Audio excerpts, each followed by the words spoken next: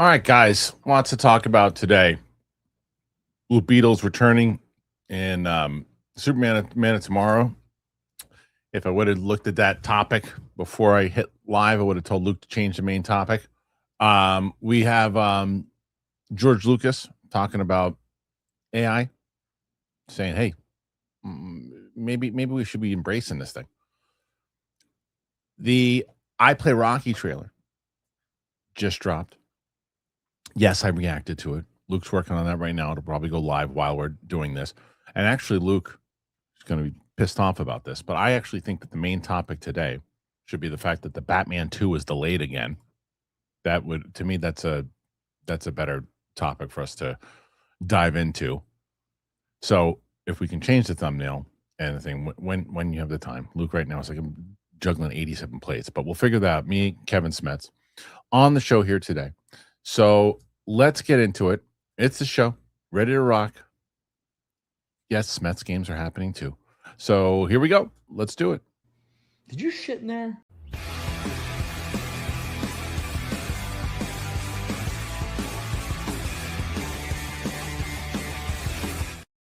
What's going on, everybody? Welcome back to the show today. The main topic today, the Batman 2 being delayed again. So we'll discuss that for sure. Joining me on the show, Smetsy is here. How's the forehead today, guys? How is good. it? We're going to project the I Play Rocky trailer on the forehead. What are you doing? We're going to play it right on the 5 head, and Christian will react as it plays on my forehead. Did you need to say something? Is that why you popped in? Who? Peel D was in the. Oh, I missed it. I didn't pop in. You popped me in. No, I didn't. Oh, well, what's me? We got picture in picture. Yeah, he does. Well, I like when he's like the little revolving little head now. Listen, guys, I just wanted to say hi, and that this is going to be my last show for a while.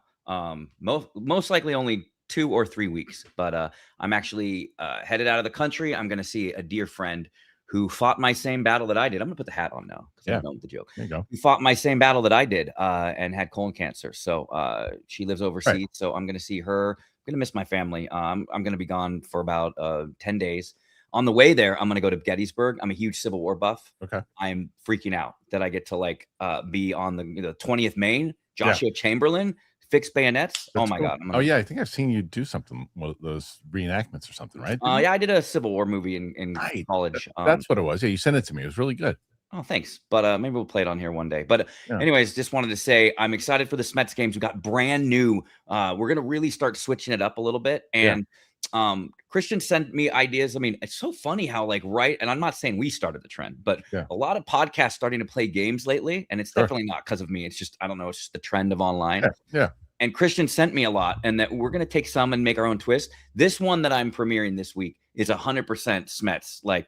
It's 2 things that I'm blending 2 things that I love. So I can't wait, and I'm going to see if Christian will love it. So I'm excited. I'm excited for that too. And I'm going to see if it is Kev's last show for a couple of weeks, just for a couple of weeks. Then you want to make sure let's get a win here today. Cool. Go off on a win. Yeah, I think Roxy and Mike did pretty good yesterday. But we'll see.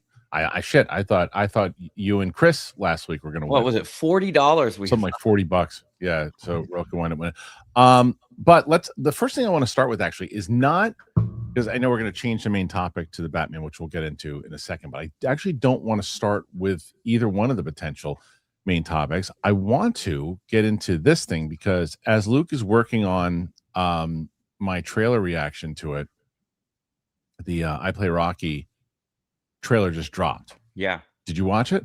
Yeah, this morning, right when I woke up. So Amazon has premiered the first trailer for I Play Rocky, a biopic about the origin of Rocky and the Rocky Balboa character. Anthony Ippolito plays the young Sylvester Stallone, a struggling actor with partially paralyzed face and a speech impediment who writes a script with a big movie studio, wants to buy it, but he refuses to sell it unless he gets to play the lead. So I had just heard, I knew that they were making this movie, but, and then I heard at CinemaCon that they played it. And so I was obviously, if you watch my channel or you know me long enough, Rocky's one of my favorite franchises, and Stallone's one of my favorite guys of all time, right? I've seen countless amount of times and looking at Rocky 1 and Rocky 3 on the freaking walls right now. And I love the movies a lot. And I know the story of how Rocky was made. It's kind of an inspiring idea of, even for me, Yeah. what I'm doing with the pilot right now. I thought of you when I saw the trailer, actually. I teared up when I was watching the trailer. Oh, wow. Because because look, the first problem you run into when you are playing Sylvester Stallone is, are you going to start doing it? Because if you start doing, you know, an impression, it's going to wear thin fast. But if you can become Sylvester Stallone and you can actually do it and fool me into thinking that you are Sylvester Stallone, then you're doing something right. Because this dude, he was great as Al Pacino in The Offer, by the way. And so it's the same guy from I was just going to say, this movie reminds me of The Offer. He's the same guy. And he is awesome. His cadence, everything about it. But dude, you know the other thing, and I didn't want to, but I took in my trailer reaction, I took like a little subtle shot at Young Rock. Not on purpose. It was just the first thing I thought of, right? Because you and I are both wrestling guys. Did you watch any Young Rock? Yeah, I watched all. I would just skip to all of the wrestling scenes. Right, but even the wrestling parts, which was cool to see, you didn't really ever feel like that was really Triple H, or it was really the Undertaker, or it was really Flair. It looked like people in costumes, right? And it didn't look like cosplay. You never really felt like they were actually those people. They're showing us the scene, the one push-up scene in the movie. I thought they were playing a real clip from the movie. Yeah. Same with the ice skating scene. All of it. And he's walking up that hallway, and the idea of it. And there was a comment that came in, I don't know, it was probably 3 or 4 months ago, whatever it was. And someone said, why would you, if you're doing this pilot, why would you put yourself in it and not put someone else in it that can actually help you make it? That's a mistake. And I immediately said that I'm just going to use that to inspire, because and especially when he is going through that inside of this, I immediately thought of the pilot because I was like, yeah, that's exactly how I feel right now, because I know this role was written for me. And you use that Stallone idea from a lot of different things. People use it all the time. Look what Stallone did in Rocky. And the fact that this movie has never already been made is pretty crazy when you think about how great of a story it is. I love the trailer. I can't wait for it. I got goosebumps when it was like, all right, 25,000, then 75,000, then $1 million, then 5 million. And he just kept saying no. He was like, no. And you're right. It's like I'm trying to think of another. I know Michael, he did a really good job of I didn't feel like his dancing was amazing, just like Michael. And he felt like he was Michael. Yeah. This one, he feels like he's Sly. And then, the other, I always go back to it, even though I love Solo, a Star Wars story, is imagine if they had gotten someone on the level of this embodiment of the actor. Right. And imagine if they did that for the Solo movie. If the Solo movie was the exact same script, Christian, and everything, but the cadence, was a guy that embodied Harrison Ford perfectly like that, do you think it would have been better? Yeah, 100%. The cadence of that was always a conversation that I disagree with people too. It's like, well, he became that guy. So no. The cadence is always there. The essence of who you is always there. Because perfect example is this. You look at this guy who's playing a young Stallone. A 40s, 50s, 60-year-old old Stallone is significantly different than a 28, 30-year-old Sylvester Stallone. Mm-hmm. But the cadence and essence of the person is still there. The evolution of who that person is going to be is still there. Yeah. And that's what he is doing inside of this. And I can't wait to see the scene with him sitting there next to Carl Weathers is incredible. Yeah. I can't do it. It wasn't there I feel like there was a story about the casting of Carl Weathers too, where he didn't know. He was like, who, get this bum out of here. I can't work against the real actor, or some funny story. Right. The story was that when he auditioned, he came in and he said, and he said, it would have done a lot better if you put a real actor in there with him. And then it's like, and it's Stallone. And that's and then Stallone said, that's why I wanted to hire him. I'm like, that would be what Apollo Creed would say. Yeah. And that story will be in there. Now, I will say this. All right, you're up now, young Rambo. Like this is they should hire this guy for every young 100%. Now they got the young Rambo coming up. Right. They absolutely should, but it's not him. But either way, I love the trailer. People are asking, how could you not do a trailer reaction? I did. I shot it. I did a reaction with Tina today. We were gonna do Backrooms, right? But I had seen Backrooms already, and then it turns out when Tina came in, she had seen Backrooms. So I'm like, I don't want to do a movie that we both seen. So I had Martina or Tina? You call her Tina. Tina. Do you know? I don't know if you know. Tina's someone that I've done. She hasn't been on in a little bit, but she's been, okay. Yeah, I don't know. She's done horror movies with me. But we did Hokum, which I hadn't seen before, and I don't really think it'll do. And Luke's probably, why'd you do Hokum? No one's gonna watch that. Maybe not.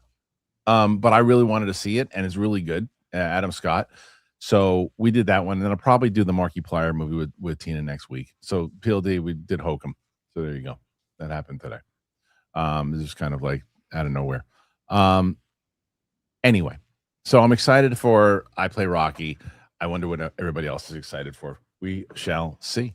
Is it? Yeah, that guy is really good. Yeah, he's like really good. Luke made a ridiculous thumbnail for today's main topic. Oh, I'll put it on the screen. Can you? It's it would have to load in the system. I have to load it. He always texts it to me, which I appreciate, but like I have to and he probably is not putting it in there because he doesn't want to take up any more room. Yeah, I understand. Let me see if I can find it. It's insanely ridiculous. Hold on. It's pretty ridiculous. He's just so busy, though. No. It's ridiculous in a good way. It's ridiculous. Oh, good. Yeah. I mean, props to him on these SMETS games. One of them, you'll notice there's no images now. Like the software I just don't have time, obviously, to do Photoshop. And one of them one of the questions involves Spider-Man and the Avengers in it. Yeah. I just could not get a render that didn't look absolutely ridiculous. So I was like, you know what? I'm just doing text. Like I'm over it. Fair. A lot of copyright. I think a lot of copyrights and stuff like that. I'm like, yeah, if Spider-Man's in it, it's like you can't even get a. I can't. There's too many assets in there right now. I can't load it. That's fine. We'll see it. It'll be on there. So anyway, that one's up there too. So we might as well. He changed the main topic and he changed the thumbnail. That topic, by the way, I replied to you on that email with a wow. So I'm ready to get into it. No, yeah, it's pretty nuts that this is happening again, and it does add to this overall conversation of what the hell is going on. Is it because he's gonna? Well, I'll wait until you. Oh yeah, we'll discuss.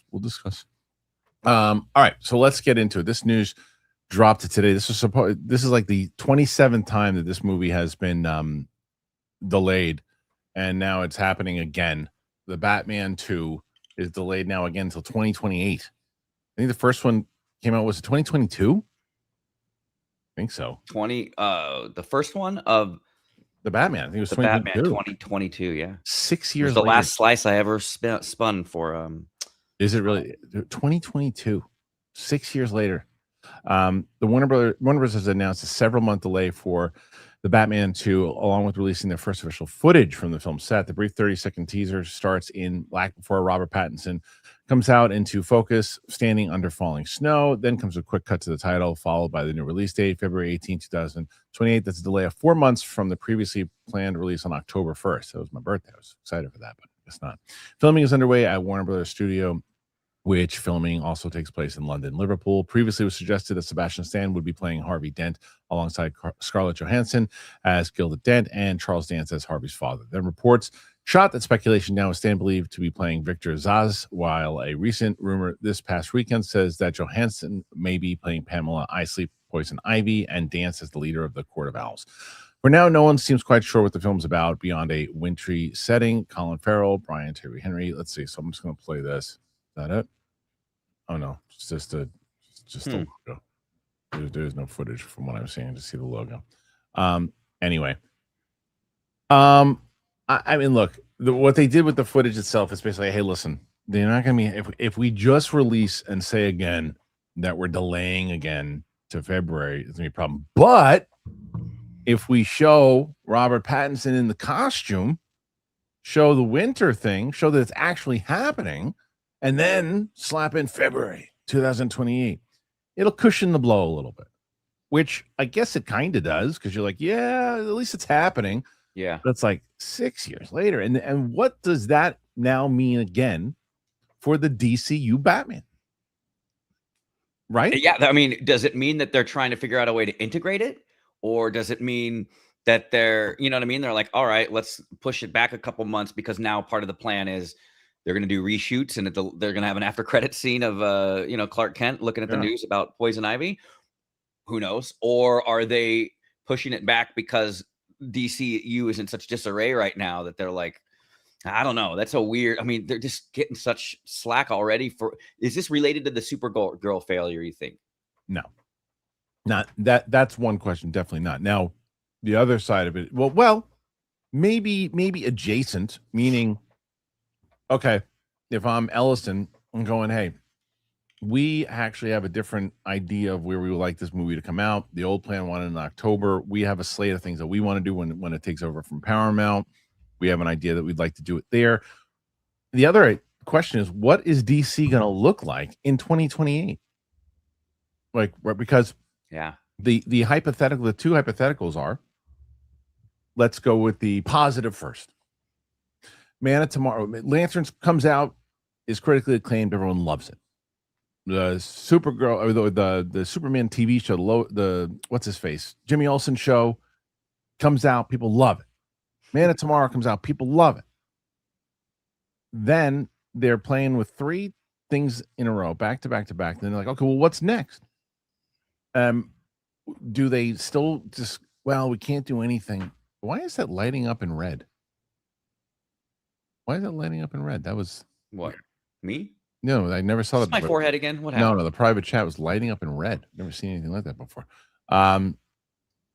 Anyway. Oh, he said at me. Someone added someone. I don't know. I know, but this is the thumbnail for today. Oh, look at your chin. It's hilarious. You're frozen, man. You look like Jack Nicholson in the end of The Shining. Yeah, just waiting for it. Well done, Luke. Yeah. So either way, I feel like we're going to be waiting for this movie like for forever, and it's just like another question that could come from it is, are people going to care as much in 6 years removed from it? I still think the answer will be yes, it will be, but I just think there's so much more involved now. If I'm James Gunn, I'm saying like we got to figure out who our Batman is. We can't time it around 20, because when's the third one going to come out? 2047. Yeah, I mean, it kind of makes it feel like an event movie ish. Yeah, Star Wars movies were separated by 3 years, not or 6. So this is like double that. Mm-hmm. So I know that I will be really antsy and like to get in there, and I feel like, but like you could lose there's momentum. Like if a show like on TV, it hurts it, especially like if they can't get another season going like for 3 more years and then they finally do it. Half the people are like, well, I'm not that I was into it 3 weeks ago, kind of like the Schmodown. Remember, the Schmodown was on such a roll. Then COVID happened and some people fell off. And by the time we were back in the studio, that momentum was lost, where some people were like, well, I've moved on to other things. I've discovered other things right now, and they're not as into it, even though we were back in studio, and even though we were back into it with a form that was better than I think ever. Yeah, but the different, it's a good example. The difference is that Batman's an IP that always carries over, right? He doesn't like. So is the Smasher, buddy. That's true. So I think that when you get someone like Matt Reeves making these movies, and you get a good trailer, you're still going to get people excited again, but you're going to get a lot of people that are going to have to rewatch the first one, right? You're going to have to check it because you're going to have to put that puppy in the theaters again. I'll go see it. You're just going to remind what I mean. It's a long movie to put back in the theaters too. But what about Avatar? Avatar had a long delay between Avatar 2009 and it did. Yeah, it did. And that did well. It did, and they're all different circumstances. It's so true though. But I don't think the delay is gonna hurt the Batman Part 2. I just don't. I think it's gonna do just fine. My bigger questions revolve around the idea of what they're gonna do with the DC. And I'll be honest, I don't think, and not because of firing, I don't think he's gonna want to be there. I don't think he's gonna renew his contract. I don't think James Gunn's gonna be there in 2028. When that movie comes out, I think James Gunn is long gone. Yeah. And I think, and wow. Even if I don't think he wants to be part. I think he's over it. I could be wrong, but I feel like he's over it. He took the gig. It's kind of like when a guy finally, you were a writer at WWE, like you finally get the gig and then you're like, oh man, I'm over this. Too insane. Everybody's insane. It was like working the traveling circus, man. But anyway, so I'm curious what you guys think about it. You think this is a good move, bad move? Does it matter? What does it mean for the DCU? Put your thoughts in there. please, and let us know. All right, we have other things to discuss, and we will. But I want to tell you guys real quick about Kachava, and then we'll be right back. So part of my daily routine has been the gym. You guys know that. Over the last year and a half, I've made it part of my routine. I've needed it to be. It's become easy to do that because it just is the thing that I do. And that's the same thing with Kachava. I've been telling you about Kachava, and man, part of my daily routine as well. So Kachava to me, it is your daily ritual when you're on the go. At least it has been from myself, and it's just so easy to take. It's an all-in-one nutrition shake, and wherever you're headed, you just take it with you. And they have a new travel packs as well. I'm just relieved how easy it is and how it's made it so easy for me to travel. I'm going into the city and I'm doing screenings. I got it. It has all the nutrition that my body needs in one delicious, simple shake, and it's packed to go. One packet will provide you with complete nutrition ready for life on the go with protein, fiber, vitamins, minerals, greens, probiotics, omegas, electrolytes, and more. There's 8 fan favorite flavors. There's chocolate, there's vanilla, there's chai, there's matcha, there's coconut, strawberry, coffee, and backed by popular demand, there's chocolate mint. It's so many delicious things. I'm telling you, I'm blowing through these things. I got to do a new order soon. But Kachava provides clean nutrition to fuel wherever your day takes you. There's no fillers, no nonsense. So you got to take your daily ritual with you, and you go to kachava.com and you use that code Kristian for 15% off your first order. That is Kachava. That's KACHAVA.com. Use that code Kristian. Now you go to kachava.com, use that code Kristian, get 15% off your first order, and you check that QR code as well. So yeah, once again, it's very easy for me. I have a bunch of these. I also have the packets. I go and I take them whether I'm going to the gym, if I'm going to the city. I've been feeling great. You see my energy on the show. Why do you think that is? So go check it out. Check out Kachava. Appreciate it. Bye. Hell yeah. Kachava. Kachava rules. I hope you guys are checking it out. I really do. It's the best. I liked your buy at the end. By the way, are we done with that experiment of putting the tags on at the end of the shorts? I forgot to do it the last couple, but did you see, are they helping or not helping? I think I got to look at I got to double check and see. You know what I want to do before we move on? I want to bring up our good friend, Cooley High, Henry. And Henry has asked, and I said, absolutely, 100%. He has a book. And he has a big book signing coming up at Jackson State University on August 27th. And so he's been marketing his book, and it's doing really good. I want to give him an extra shout, because if you've been following this show long enough, you'll know the name of Henry, because he's going by Cooley High. He's been a big supporter for a very long time. So go and support. Good on you, Kristian. Do you know, I have the clip, and maybe I'll put it on next week or in 3 weeks or whatever when I come back. I have the clip of you talking about my KOTOR movie on the Jedi Fighter. And it's funny because it's before you ever knew me, really. Yeah. It's before Mark Ellis ever knew me. Roka's on there. And I think Perry was, but it was really cool. You didn't need to do that. I watched on the plane, didn't I? You watched on the plane to New York. Yeah. And I just remember geeking out, and I have it saved on my phone, and I stumbled across it. I was like, oh my God. Yeah. Because Rachel had told me about it. So, and look at us now. So look at us now, huh? Yeah, we got a lot going on. I mean, man, I told you next week we got the interview dropping with Penny Barber, who was live in studio. That was a good one. That'll be up next Wednesday. So get me that a little sooner so I can make a couple before I'm out of here. I will. You know, that's actually, I just thought that's actually good for next week. If you're not going to be on the show, then instead of doing the live show, I'll just run that interview instead. Yeah, which would be good. Jonathan's cutting that. I want to play SMETS games with her. Wait, that sounds bad. Well, you know what's funny? Hey, Penny, I don't know. You'd have to do like obscure kind of martial arts movies and shit, because that's what she watches. Really? Horror movies. Yeah, she doesn't watch mainstream shit. Oh, cool, man. Anyway, so right now, 21 questions. Oh, look at that. Perfect. I think I know I have to. Oh, where is it? I gotta find it. But we have right now, currently, we have 21 questions. Hey, I got 21 questions. 21 questions for you. Thank you, Mike. He is a certified. Your Tuesday show, man, is so fun. He is a certified lunatic. He is. I want to have a conversation with him, because my thought process is the fact that he's a crucial part of, I mean, especially the Tuesday shows, right? And he is taken over for Brett as like the comic relief on the show. There's no doubt about it. I got to get the guy a better camera, and like I want it to actually like it needs right now. If I was to rank, I would rank Roka number 1 as far as setup and Mike and everything too. Chris 2. Chris is 2. You're 3.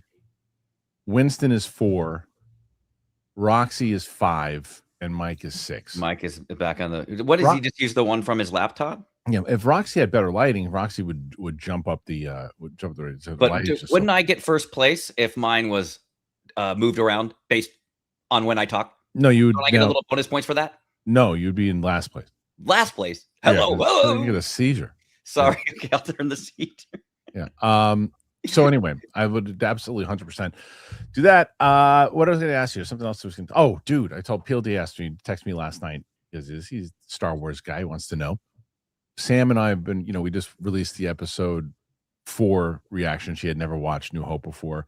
She hadn't seen any Star Wars movies before. We went from Andor. This is a question I have for the audience that I'm struggling with. I'm going to ask you as well too, because I'm really struggling with this. But before I get to that, we watched Andor, led into episode Rogue One, then led into episode 4, and she is like totally on board. And so at the end of the episode 4, when she said Leia's going to be a problem with the love triangle and everything too, she said that, and then she said, "Well, who is Luke's dad?" And I'm going, how the hell does she not know this? She's my age. How does she not know this? So we watched Empire yesterday. And dude, she had no clue. When the reveal comes, she's like, "Wait, what?" And I'm going, at the end, I go, I have so many, when she reacts, I go, I have so many questions for you, but we'll let you watch the movie first. Yeah. And we finish the movie. At the end, I go, how do you live on this world for the amount of years that we have? And you don't know that. She goes, look, here's the deal. I get the reference now. I've always heard of "I am your father." This was when people misquote it too. They always misquote it and say, "Luke, I am your father." She misquoted it at the end of the reaction too. But she goes, I just never ever paid attention to it nor cared to when people were talking about it. I didn't care. I was like, "Because you've seen Spaceballs," and she's like, "Yeah, I get it now." She's like, "I understand the reference," but she has no clue. And I already know the comments are like, "Oh, she's faking it." If you guys know Sam, she doesn't fake anything. So she's like, nope. That's had no clue. But now here's my dilemma, Kevin. And I have this, and I'll let PLD chime in on this one and the rest of the audience. So my goal is to kind of go the machete order, right? Yes, that was the plan. To where I want to go. Now she knows the reveal, and now we're going to show her the flashback. We're going to show the flashback episodes 1, 2, and 3. Right. And that's basically what's happening in Vader's head as he's watching Luke fall. Now, the other thing I am going to do, I sent you and PLD. I found I told you, I don't necessarily love those AI Star Wars stories that they do, because a lot of the times it just looks, there's one that you sent me that looked cool, but it's like, oh my God, please hurry up. No, don't go in there. And it's like, it's just not, but somebody did an adaptation of the first Vader comic book when right after Padme dies and he confronts the Emperor about it, and then the philosophy and the conversation that the Emperor has with Vader about Sith. I am 100% going to show that to Sam before we watch Return of the Jedi after Sith. I'm not going to react to it. I'm just going to show it to her. Well, I would do you one better. I would show it before, like when you get to that part in the movie. Like that's how crazy I am. Pause it. I have a playlist of all these movies, and like I'll stop when I do these rewatches. Yeah, I'll stop a movie midway and then go to that clip to extend it, because it's like right before he comes out. I just don't know if I would actually. I wouldn't show the reaction. It's a little more annoying, but I just wouldn't show the reaction to it. Is the thing. But absolutely, that clip, yes, it wouldn't show the reaction to it. No. All right, so here's my question though. And people have already said this, and I kind of understand it, and this is where my dilemma. I want to show her the machete order. My fear is I'm going to ruin the surprise of Return of the Jedi reveal with Leia if I do Revenge of the Sith first. Yeah. The only problem. So the question. Well, no, it's not. You Why? could be messed. You could just skip the Uta, and like, what are you gonna call it? Well, I was thinking about beeping there, but the problem I was thinking about beeping her name because she's still like, who is the other, right? Yeah. She's like, right. But the problem then, because the beeping it, and I have a beep here somewhere, but the beeping of it is not a problem. The problem is at the very end when they give her over to Jimmy Smits. Yes. Okay. Well, the other point though is that is it, when is the twist? Is it my sister has it? Is that more important to you, or will it be more impactful to her when she, after watching this movie of Revenge of the Sith, and she's so distraught over the Anakin scenes, and then all of a sudden you hear Leia? Like, that might be just a big. I know it's a good reveal too. That's a good reveal too, because she can see. Wait, Leia is this? She can learn. Yeah, I think you do it the way. Hildy has been chomping at the bit to get involved. Do not stop the movies during the. That's what I was saying. The first time she watched it, you can't stop it. But no, I would say definitely keep going machete order, because I think it's just a bigger reveal, like you were saying, and then it just makes it a slightly different kind of reaction. Return of the Jedi. Now she knows.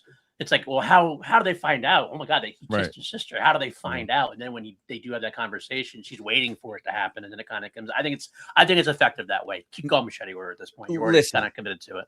There's a 4-hour cut that Frank and I worked on together, where we intercut the Clone Wars, Ahsoka stuff, or there's someone that made like there's 45 minutes now of Order 66 footage from the games, the movies, and stuff.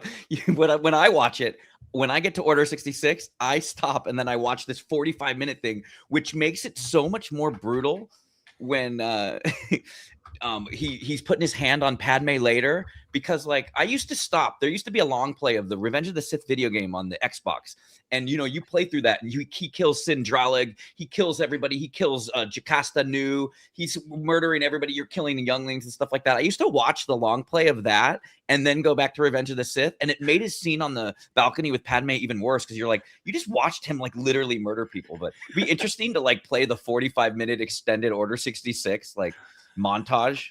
Keller and Beck's parts with little Yoda. Like, I mean, I'm not saying literally Grogu. I'm not saying to do that, but that's how crazy I go. I'm watching the 45-minute Order 66 right in the middle of Revenge of the Sith, dude. Yeah, I'm just trying to figure out how we're gonna do it. And like I said, I want feedback. I don't want fucking assholes in here like saying, "Oh, get out." What happened? Nothing. Just people like just learn how to talk to people. I just can't take it anymore. Especially this whole week has just been a pain in the asshole bag. Guys, can I just speak to the audience for a second? No. As someone that came back from cancer, I literally was given a prognosis that it could either be I'm alive in 3 years or I'm alive in 30 years. I don't know. These things where you guys want to be mean to each other in the chat, like, it bums me out. And also, there's so much more you can focus your life on, because you never know if all of a sudden you're going to get a doctor's appointment and you don't have 2 years, and then you're going to be like, oh, these last couple of years I was just a nuisance on YouTube. You don't need to be a nuisance. You could be nice and respectful in the chat, because you never know, like, when life can just suddenly throw a curveball your way. Doesn't sell. Listen to 10 Pin. I'm so glad he didn't play a fart noise while I was doing that speech. It's true. Or the Jeopardy theme. I would have flown over and fought someone. Yeah, it's true. Right. I mean, you did it on my announcement that I had a colostomy. You played fart noises. That's on brand for you. That was perfect. It was. Made you laugh. Yeah, but I don't take myself too seriously. So. Okay. So anyway, we got that in the last update before we move on. Cowboy, you missed the joint? What do you say, Tenpin? Listen, you got a new guy in here, Crutchy. The Gimp? I'll get him for you. Hey, Gimp. I can't believe you tracked that down. That's so cool. That's good. I have a story about that, by the way. Yeah, I was a kid actor. I was new. It was like first ever part. And Christian Bale is hanging on the side of that thing probably for several hours. Yeah. And I kept jumping on his line. I kept I was a kid. And I feel like I heard the first Batman Bale voice, because I remember at one point, Kenny Ortega, the director, was like, you can't jump. You got to wait for your cue. I was just a kid. I was so nervous. Yeah. And I had jumped on his line one more time. And he just launched himself off into the darkness. And I just heard like he was probably so annoyed that I heard, and I remember as a kid. And then like afterwards, I said, sorry. And he was fine. But I feel, I mean, he's hanging on the side of that thing. And here's this little boy, this little kid that's like I just keep jumping on the line, you know, because I was just so it was my first ever like part. I had a commercial and then that like, and I'm on the Disney lot. It was crazy, but that's pretty awesome. Dude, Dale, it's great. Smasher. So we have all those reveals. Kevin Smets in Newsies, Baywatch, bringing out the hits here the last couple of days, and then we have today. Oh, I guess Baywatch. We got some information as well too. As I mentioned, we have officially signed the contract with the guy who our Kickstarter campaign manager. He is spoke to him yesterday, hoping by the end of the week he's going to submit it. The way that Kickstarter works, you got to submit it first, you get approval, right? And once it gets approval, then you put like the pre-launch page out, and then the launch happens. So the launch is rated for like September 1st, September 2nd, but like now it's, you know, so people know it's moving. And as we've been saying, I think like really we're aiming for, like I said, and we'll be talking about it on every single freaking video, but like 13,000 people putting in $25, we make the show. Wow. And that's it. We're almost at 230,000 subscribers right now. So we're hoping, fingers crossed. It's a good script. Yeah. Freaking really good script, man. Thank you. Let's get to, I mean, I don't even want to cover this story, but I guess we will. It's fine. The Lucas story? No, Lucas will cover for sure, but it's like Blue Beetle's going to be in the DCU. Yeah. I never saw it. Like, so I was so disappointed about the DCEU ending. I didn't watch Shazam. I didn't watch the new Aquaman. I didn't watch Black Adam, and I didn't watch the Blue Beetle, because I was just like, why get invested if they're not getting carried over? And then James Gunn, you know, gets to cherry pick who he gets to put in his new thing. So he got to pick Peacemaker, and apparently Blue Beetle, huh? He's in it. Yeah, and look, so I actually liked the Blue Beetle movie. And I'm a big fan of Sholo, obviously. And so I just don't know, like, what does it mean? Like, I don't know how big of a story it is. It's like, I guess the story is he's transferring over from the old universe, right? He's transferring over. So that's the story. What does it mean overall for Man of Tomorrow? We'll see when Man of Tomorrow comes out. Yeah. Right. Why are some people hating on it? I thought I saw like Grace Randolph didn't like it. I'm like, why? Like, I mean, it's not. He's such a small character. Like, if they ever get to their Avengers Justice League type movie, Endgame, he's going to be a guy that pops out of the portal, and like, why not? You got to fill that DC. Like, if you're going to have that character, if he's already done a movie and it wasn't really that tied to DCEU, that one doesn't bother me as much, you know? Yeah, my question is too, is that I like that he's in it. The question is how long, for what is it? You know, is it transferring over into more things? Like, I just don't understand in general what it means for the future of the character. Maybe it is because they're going to start moving into you know, bigger movies down the line, that there is a plan. So I don't know, but good for Sholo. I'm rooting for him. But it reminds me of when James Gunn was talking about the DCU, how like it's a world that's already lived in. It's like Star Wars. Yeah. Like every DCU movie, just because it's a solo movie, it doesn't mean that everyone can be. It's like Star Wars. So like Han's in it, Luke's in it. There's not a Luke Skywalker solo movie. There's just Star Wars. Everyone's in it. Yeah. And I think that's how he treats the DCU. You know, would I rather focus a little more hardcore on Superman and his trials and stuff like that? But you just can't go back once the first movie came out, and it's that comic book powers and like the boys, everyone, there's superheroes everywhere. You can't go back on that and do a really soloized movie. I don't think. No, I know. All right, so we're gonna switch away from that, but we're gonna stay. Actually, Luke just sent me this story, which is interesting. People, especially in anywhere in Hollywood, just don't want this Paramount Warner Brothers deal to happen. And it's now happening with the Writers Guild. They are suing to block the Paramount. Oh my God. That just came out today. So everybody's trying to stop this thing. And it's just, I just don't know why you waste the legal fees. It's just not going to happen. The Writers Guild of America is reportedly suing to block Paramount Skydance's $110 billion acquisition of Warner Bros. Discovery, according to Reuters. The lawsuit filed in San Francisco federal court claims the deal would reduce the number of buyers in Hollywood for films and TV shows, jeopardize writers' livelihoods, and threaten the health of U.S. entertainment.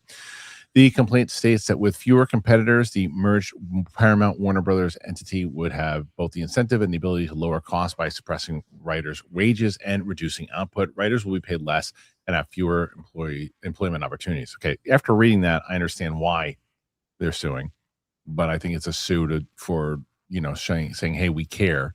We know nothing's going to come of this, but we care. Paramount has already responded to the Guild, which has 18,000 members across the entertainment industry. A spokesperson says that it has a deep respect for the WGA and its members and claims the deal will have the scale and resources to reverse the current trends in our industry and expand opportunities for writers, not shrink them. There will be more development slates, more series, and film greenlights. Paramount Skydance CEO David Ellison already pledged a while back to release 30 movies per year across both studios and keep them exclusively in theaters for 45 days. The case arrives just a day after California and 11 other states also sued to block the deal. So this is, it's an effort to try to block it from everybody. And the Paramount's, I think, handled it in a way like, yeah, listen, no, we promise. Whether or not they stay true to their deal or word, who the hell knows? But like, no, we're not going to do that. You'll see. There's a lot of, it's just not going to happen right now. I don't think that the courts are on I think the courts are going to be on the side of Paramount and Ellison. You think? I think so. Yeah, it's all politics, man. Because a deal is a deal too. It's like at some certain point. I don't know. The courts need to approve it, but the idea of these other companies saying this is our case of why this won't be good for the business, and it's like, and then it didn't seem like there was as much of a stink about it when Disney did it, right, with Fox. Mm-hmm. There was definitely people who weren't happy about it, but it wasn't to this level because of, again, the politics involved in it. Most, it felt like with Disney one, the most people were like, well, now how are they going to do the Alien and Predator franchise now that, or whatever? Like they were more worried about like the creatives, whereas this one just seems like it's a lot of like legal stuff. The merger is not a good thing. It should be competition. There should be. But like the thing is, now the question is, would the Writers Guild and everyone else had made the same types of blocks on Netflix? The answer might be yes. I don't know. But I think that even if Paramount doesn't get it, someone else is going to try to buy it again. Yeah. It's not like, we need more competition. One was like, yeah, you're right. We'll keep working at a loss. It's like, no, we want to sell this freaking thing. Yeah. So, you know what? You changed my mind. Let's work at a loss. Right. You know what? I'll stick with this job and take a big old pay cut and just, keep making movies nobody wants to see. Sure. Why not? I got nothing else to do. Look, I don't. All that guy, I just stopped paying attention to because it's just so many blocks and like then suing and stuff like that. Yeah. PLD, pop your head. PLD just writes CNN. I mean, that's why they want it, right? That's also what the big stink is too. It's really that. Well, yes, because they don't want Paramount to own it. And if Netflix wasn't trying to buy CNN. Netflix was just buying the films and the TV and stuff too. But Paramount's buying the whole kit and caboodle. Mm-hmm. So yes, that's one of the main reasons. I don't necessarily know if that's why the Writers Guild, or maybe they've been, again, maybe they've been pushed forward to say, hey, we need you to sue as well too and make a claim for this, which I think their claim is, everything they said is a legitimate concern. I get it. But yeah, it's definitely, CNN has a big part to do with it. Good chime in. Thanks. Here's a technical question. How are you seeing his private chats and then also the main comments on the channel? Because in mine, there's a 2-tab. So I always see the chat light up, then I have to click it to see what he wrote. And then I have to go back to the comments. How do you do both? What are you talking about?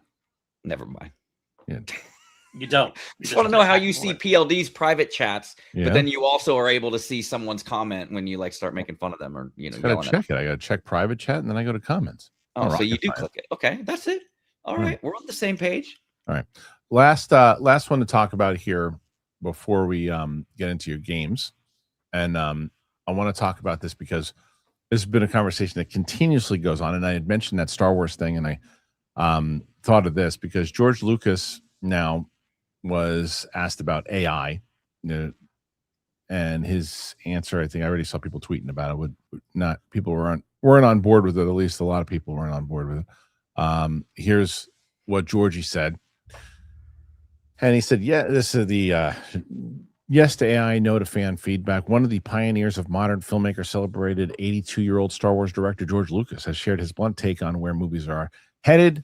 Takes bound to draw some controversy. Speaking with the A Rabbit's Foot publication in a rare interview, Lucas has given an extensive interview, which he touched upon a number of topics, including the use of AI in filmmaking.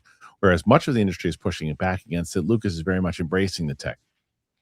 Artificial. I'm not going to do that. Artificial intelligence means it's much easier for us to make movies. It's very much like sitting here saying, well, I believe the horse and the buggy is really where it's at.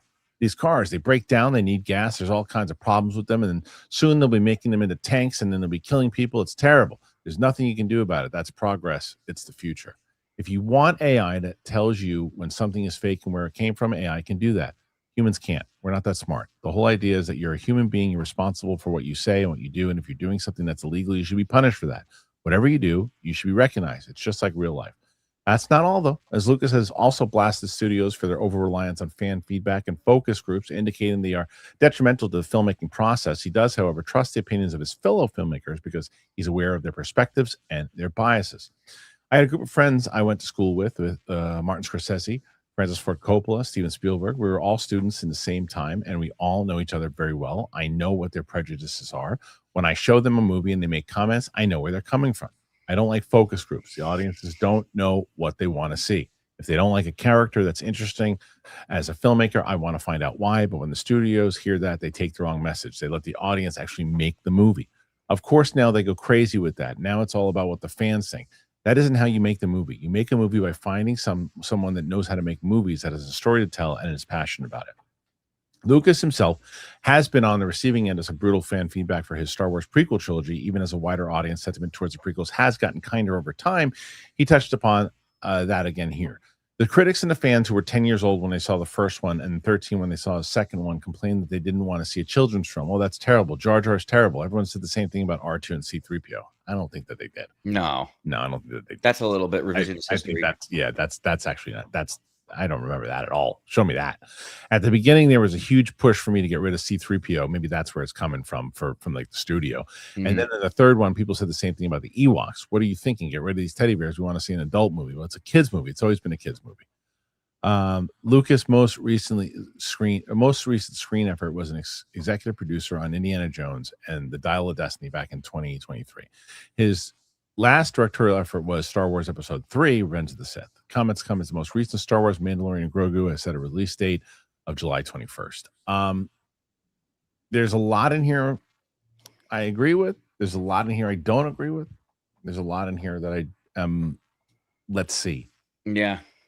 The first part, when you touch on like the AI side of it, I am on the same idea, and I have been, which has always been a pushback from like the audience and in general. Soul Style, I'm looking at you. When it comes to the idea that these tools are going to be here, people should embrace them. They're going to get passed by. You shouldn't abuse them. You shouldn't like let things, but they're gonna be here, and eventually you will get passed by because they are going to be embraced. And I think that's essentially what George is saying. And I think that that's why Kathleen Kennedy and other people are getting involved and all those things too. It's inevitable. It's inevitable. So he's not wrong there. I agree with the focus group stuff in a certain aspect. I think when it comes to listening to, the audience, there's a part of it where you're like, okay, well, we showed this movie to X amount of people, and they all thought that this moment, 90% of them thought that this moment didn't work. Look at like Rambo First Blood, right?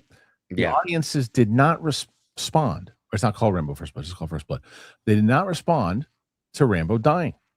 Thank God. And even though they changed it from the book is significantly different how he dies, the audience did not want to see Sylvester Stallone die in 1983 at the top of his popularity, and the studio said they didn't. They rejected it. Everybody rejected it. Let's change the ending. I get it. Now, there are times, and I think George is right, where you see things like, oh, well, they said this, so that means the studio execs start becoming the cooks in the kitchen and messing things around, and that's why you might get a jumbled mess like Supergirl, right? Yeah. So I think that's true. Now, the other stuff, the Star Wars stuff, still, if Star Wars was just for kids and always been a kids movie, it wouldn't have been the highest grossing movie of all time at the time that it was. Yeah. Clancy Brown was not a kid when he saw the movie. He was like 18, 19, 20 years old. There were tons of people older that responded. Now, it could have been geared towards that kids adventure stuff, but the original Star Wars movies played to everyone. So I would even challenge George. If I was sitting in a room with him, I'd challenge him on it. Yeah. The picture of all those people lined up around the Chinese theater. Yeah, that's not just the kids movie. That's not just a kids movie. That's universal. Now, you know, Luke getting his head chopped off in the cave in Dagobah is not a kids movie. No, you look, Anakin being burned alive and burned It's to the not ship. a kid. It's not a kids movie. There are elements for every Jar Jar numbing his lips and that electrical. That was terrifying. Right. What he did was what I admire for him and always will is that he was inspired by those Buck Rogers, Flash Gordon stuff as a kid, and his mind was like that's what he responded to as a child, as a kid. So he made the Star Wars movies for himself at that age, for those adventures that he responded to. But even, you know, it's like that doesn't mean that you can't respond to it in general. But the main topic of the AI side of it, PLD, what are you feeling that your Lord and Savior George Lucas is embracing AI? Are you did you return your card? No, I never returned my card. So what did you really think about Mandalorian and Grogu? Right. It stinks. No. Clip that out. Clip it out and give him the Clip that out. Yeah. Clip that out. Clip that out, yeah. No, I feel like it's always been George Lucas's vision to look forward to any kind of technology that can help filmmaking.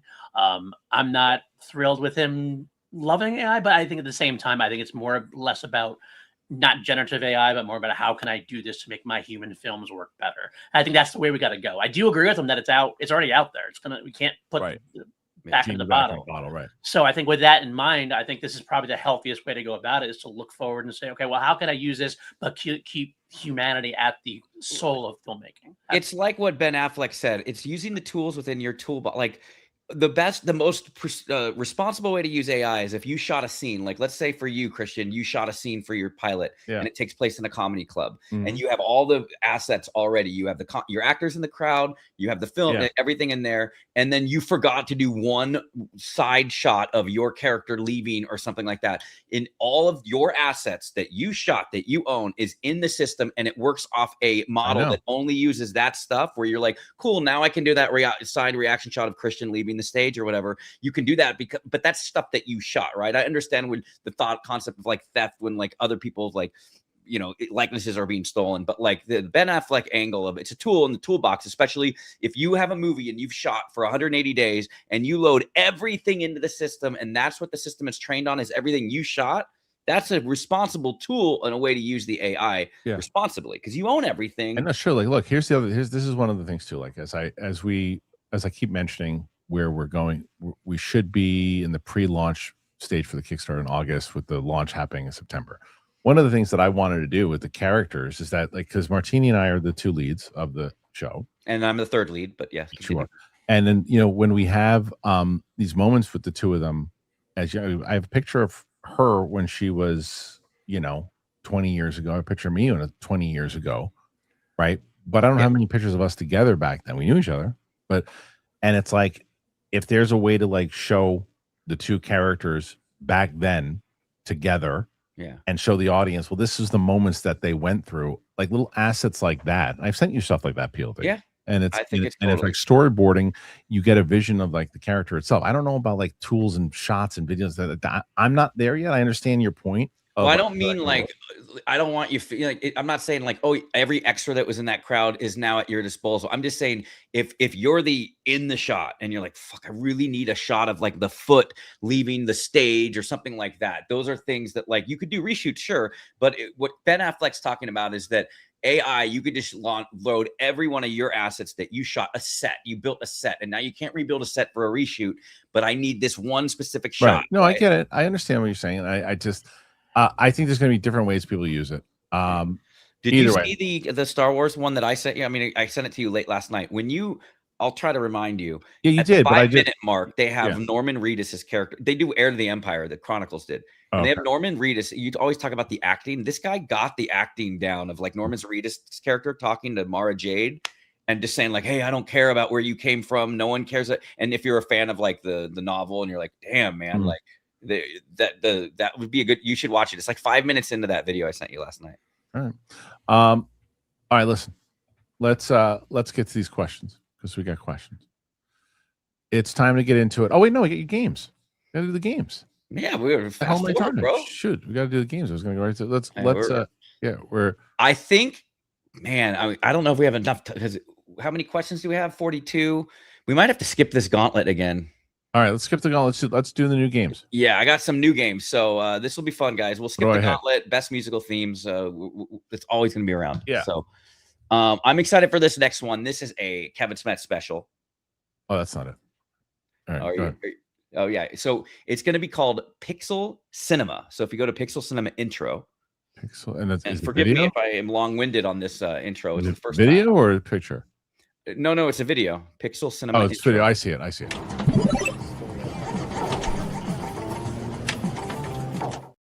I did the sound design on that. I'm proud of that. Good, yeah. Actually, took some time yesterday to actually do that. Pixel Cinema. Taking some time now to intro. Yeah, go ahead. Yeah, so everybody get a plate, get out, get a pillow, and get ready for my explanation. Now, this is easy. Kristian, two of my favorite things, movies and video games. So there have been plenty of video game adaptations of movies. Most of them are terrible. Some of them are really good. So we're going to see if you can guess the movie from the screenshot of the video game. Oh, I like that. Each movie we're going to do has 3 screenshots. The first one, I think, makes it kind of hard. Second one gets a little easier. And then the third one, I think, to me, is a giveaway, but it might not be a giveaway. Try to avoid the chat because I think a lot of people will be fans of some of these games. Right. And so we're going to go for the first one, and it's guess the movie. Is it called Hint 1? GTM1, Hint 1, that one? Yes, and we're going to start a little easy at first, and we'll get in so everybody kind of goes, do you know, Kristian, what video game or what movie this video game is based on? Is this from the Atari 2600, by the way? I think I do. I do. First guess, because you get triple points if you get it in the first hint. I think I know. Okay. Is it Superman? I used to play that game. I used to play that game all the time. Remember that game? Yes. Go to hint 2 and 3, and you can see because I start making it easier. So you got that. I mean that obviously there's your giveaway. That was the hint. Yeah, hint 2. Yeah. I used to play this game. Yeah, you go in. I used to play. That's all I have. Go to image 1. The gimmick was in hint 1.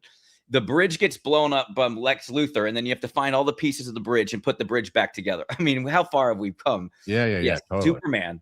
Okay, it's gonna get a little hard. That's a good, good starter here. A lot of people wouldn't have got that. I used to play that game religiously. Yeah, and I just remember the box cover, and it had like I think the John Burns Superman flying. I was like, oh, it's cool. I mean, imagine the imaginations we had back in the day with these games. You have to remember how big, people don't understand. Like Superman was like my Star Wars when I was like it really was. Like, oh, really? Dude, I loved. I have somewhere in my dad's basement in Florida, there is a card that I gave him for Father's Day one year. I said, hey, you're a great dad, and Superman 3 is coming out today. Can we see it? So anyway, that's the one with Pryor. And it stunk. The movie stunk. I thought the video game part, Atari, by the way, funny enough, Atari had to deal with them. So the graphics of Superman flying with all the missiles, that was a deal they had with Atari because they were doing the Atari game.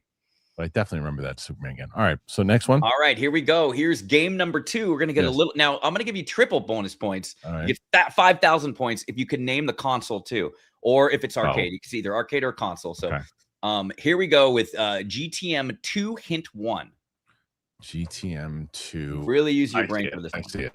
I'll figure out a better way to name them. But oh my goodness. Oh, I know what this is. Wow. I used to play this. Tell me your thought process. Why you know it is? Because I played it. Because I used to play it a lot. Oh, because you played it. You're a big gamer, dude. I was back in the day, but I know exactly what this is. Okay, come back to you. What game is this? Go to this is Die Hard. Yeah.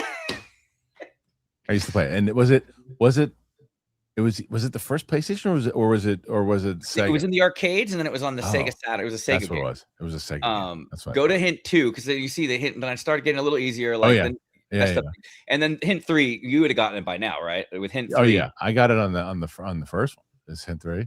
Then there's that gave me such flashbacks. I used to play that game. I swear to God, I'm not cheating. Yeah, I mean, I'm so far blown away. I swear on anything. Ever in my life. Did you show him all these? I swear. That's the thing, by the way. Because here's the other thing. I can't. There's someone said you're looking at the chat. I got the answers right before. You guys are on a delay. Yeah. Also, and none of the hints have the name. of the only one that has the actual answers. I promise you. Are my notes. Yeah, but what's fun about cheating on this game? I've actually the 2 games that he chose, I actually did play. I promise.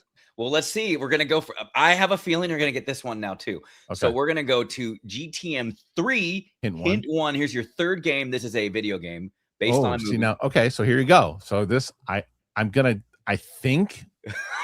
think I know, but I don't. You want to wait for hint 2, or you think you got this? I don't think. Yeah, and they're based off movies. Everything is going to be based off a movie, and you could even try to guess the console. But was it based off of a game first into a movie, or was it based off? No, it's always going to be the movie came out first, okay, and then they're like, "Hey, let's make a game based on the movie." I need a second one. Okay. Oh, I mean, this is so obvious to me, but like, I mean, it looks like Mel Gibson, huh? It looks like Mel Gibson. Yeah. All right. Don't look in the chat. Well, I'm not looking in the chat. I'm not looking in the chat. I would say, let me see who got the first one in the chat here.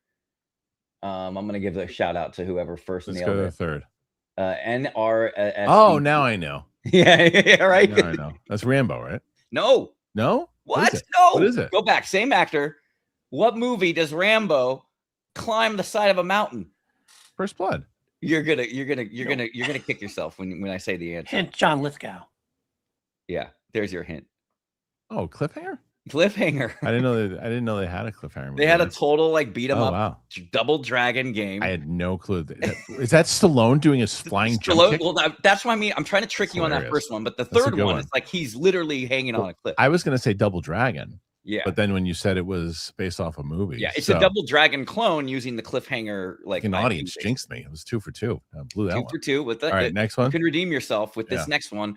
Let's go to GTM 4 hint 1. GTM 4. This one, by the way, I owned. I got as a Christmas gift, and I was so excited, and I was utterly disappointed that in about 2 hours later, there's a ghost. Is a stinker. There's a ghost chasing this person. It's a ghost chasing this little this blonde character in a basement. Okay. I mean, any hints so far? But the blonde has a gun in her hand. Looks like a gun, right? Okay, let's see. Is that 2? Okay, no. now wait, was that 2? Oh no! So you're too far. What are you doing? I'm not doing that. It's, I didn't even. Where is it? Is this 2? GTM 4 hint 2. GTM. Oh, the crap! Even chat doesn't know. Chat, let me tell you, I was so disappointed in this game. All right, someone got it. Mitchman got it. All right, so you want to still no idea what that is. Next one. What's it? Is it I want to give you one. I'm going to give you. Well, let's see if you can get it on this third one. All right. What's the third one, PLD? Let's see. Oh, I know what it is now.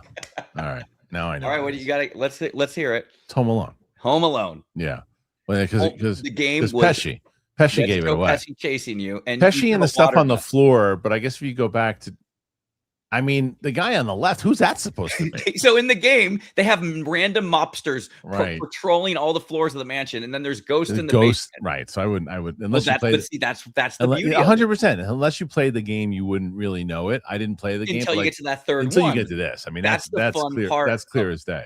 Because some of these games, dude, how about this? I gotta save. I can't save it. Because it's 3 weeks from now. The Star Wars game that came out for the Sega the Nintendo NES, but it was only out in the Famicom. Yeah. You when you fight Darth Vader at the bottom of the sandcrawler, and when you hit him for a certain amount of points, he turns into a giant lobster, and then you have to fight like a giant crab / lobster monster. All right, so what's the next one? All right, and then we got one more. Let me know in the chat if you guys think this is a fun game or not. This is for the Atari 2600. Don't get any wrong ideas. This isn't one of those porno games. Penny Barber's Atari game. This is not it. What is this? Yeah, this is going to be a tough one. The fifth one's always going to. This is round 3, bro. Who's the little dude in the dress? All right, what's the second one? Hint 2. Wow. Does anybody? Someone got it, man. We got gamers in the chat. I'm so proud of the gamers in the chat. That's crazy. The chat messed me up. We'll give you. Let PLD. You could always be the one to give the hint. If PLD knows. What's the third? Let's see. The third clue. Third one's not going to be any more help. It's just an Atari game, so it's like. Oh. All right. I don't know. How about this? It's based on a horror property.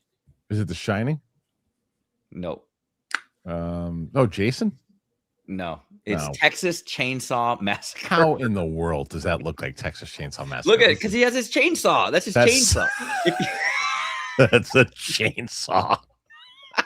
It looks, dude. Do you know how messed up that game is, Kristian? You run around and you chase the little girl to chop her up with your chainsaw. That is the stupidest thing I've ever seen. It's like Michael Penny Barber.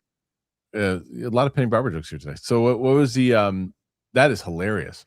Yeah, well, there it is. That is Pixel Cinema. I hope you enjoyed that fun game. That was I good. had fun with it. That was good. Those good. If you don't like a game, you yell at me on the air. So no, I like that. I like it because you can turn that into a big long short. Yeah, no, I think I would do it like Gauntlet, like style. the full. I wouldn't do 3 different or 4 different shorts. I would just do one short with all the games. Yeah, definitely. But just puts. I guess you'd have to show my first 2 great ones up top, and then I shit the bed all the way through the rest. Yeah, well, you had a good start. Well, I did start them easier. And so, and also, if anybody ever wants to DM me on, if you have any movie video games you would love to see in that game, definitely let me know. So, yeah, there's quite a few. I mean, there's things, and I think that's one of the things that you could be able to do. Like, there's a trend right now that people are saying, like, whether it's your actor, actress, whatever, and so-and-so or so-and-so, so-and-so or so-and-so, gauntlet type style. But I think that when they put the pictures up in this way that we could do it next time too, which would be where you can be on it. Because I'm worried that some of your answers you're not on camera, so it might be we'll figure it out. We're all learning. Do it. That's right. So all right, we're gonna do another new game. Okay, go ahead. This came from Kristian had an idea for this, so he doesn't know what the topic is, but I really want to see if this could frustrate him because I love frustrating him. That's not it. But that if we even Roka texted me, who is that Jack guy in the background? I do not know. That's hilarious. It's like the Hulk. Yeah. This is called blind. Go to blind ranking logo. Okay, hold on a second. There it is. Now there's got to be another way. I wish that we could have an on-screen prompt as we go through this, but Kristian, this is blind ranking. The way it works is you're going to rank. This is going to be I want you to rank the top. These are going to be 5 television shows, sitcoms. Okay. Oh, I see what you're doing here. Okay. And you're going to have to blindly rank them. So when I list one, you have to put it 1 through 5. And there is once you place it, you cannot move it. So you have sitcoms, not dramas. Sitcoms, not dramas. So, and you're going to have to predict that maybe I'm going to, what I think, or I did use basically, I did go get the data from a bunch of different top 10, top 5s. Is it easy for you? Like, you're going to have to save something. If I will. Think it's gonna be I know. Is it easier for you to, short wise, to take the lower thirds off, or it doesn't matter? You don't need the lower thirds anymore. If I do a short, I would just ding ding, like I would list it, like, you know what I mean. I would do it graphic wise. I would love to have. But I mean, these lower thirds we can take off. Yeah, it doesn't matter. Yeah, all right, go ahead. All right, so guys, in the chat, let's see 2. Now remember, 1 through 5. Once it's placed, you can't move it. Okay, I'm gonna make it hard on you, Kristian. The first sitcom that you have to rank in the top 5 is I Love Lucy. It's a good one. Is this personal favorite, or like do what I think, like what it's done for television in general? Oh man, I mean, these are your personal favorites, like, because I want you to suffer when you didn't get your favorites. I would put it then. At 5, not for any disrespect, just because it wasn't the ones that I was going to check out all the time. But I respected and I respect her tremendously. But aren't you going to be mad when I put a Big Bang Theory above it? Then I'm just kidding. I know. Okay. Okay, so the second one you have to put somewhere. So we have I Love Lucy now is locked in at number 5. Let's make it a little more interesting for you. The sitcom Friends. I probably put Friends at 2. Friends at 2. Okay. Yeah. So Friends at 3. There's just so many. I mean, I still stop. I wonder what you're thinking is your number 1. Don't tell me, but you can tell me later. Because I know you're. I'm hoping it's in there. I'm going to save it. It's going to wind up being some shitball thing, but I'm gonna. But I'll go ahead and put like the rest I just give you, the rest I just give you a bunch of shitty sitcoms and you're like, fuck. Okay. Excuse me. Jeez, language. The Office. So we have number 2. Ooh. Number 2 is Friends. Number 5 is I Love Lucy. And where do you put The Office in this top 5? Office, I would actually put this is personal. I have such different tastes than other people when it comes to sitcoms. I really like The Office, and every time I watch it, I enjoy it. It just didn't go out of my way to watch it in the same way that I did other shows. So I would. Right now, we have a 2 and 5. I'd put The Office at number 4. 4. Okay. So we got Friends at number 2. 4 is in The Office. Funny, that was on my list too. I didn't even put them in any such order. 4 is The Office, and you have 5 with I Love Lucy. Yeah. Now we get into the nitty gritty. Yeah. So you have 3 down. There's 2 more to go, Kristian. Seinfeld. People are going to hate me for this because most people probably think I'm holding out for Seinfeld. It's another. I think you're holding out for another one, but it is. I don't think it's going to be in there. But I'm gonna say that Seinfeld is number 3. Again, it's very similar to the rest. I appreciate Seinfeld. I think it's one of the greatest made sitcoms of all time. I just never went out of my way to watch it. Yeah. Interesting. Okay. So good. Let's see. I either took a good gamble here or I'm going to wind up getting Big Bang Theory as number 1. Gary Unmarried. Actually, I like Gary Unmarried. No, I think you're holding out for what is for my number 1. So let's see for number 1. A place where everyone knows your name. Cheers. Yep. Good. I was right. That's my number 1. That would be my number 1. Should be my number 1. It had the perfect mix. I'll tell you what. There are elements of the Diane and Sam dynamic that I have thought of for my show. I think I texted you when I first saw it. I felt like it was Sam and Diane. The one thing that doesn't play as well these days is the slap back and forth. Remember from season 1 or whatever? Oh, she slaps Sam and then Sam slaps her right back. They could never do that now. No. Not unless you're Sean Connery. AI Sean Connery.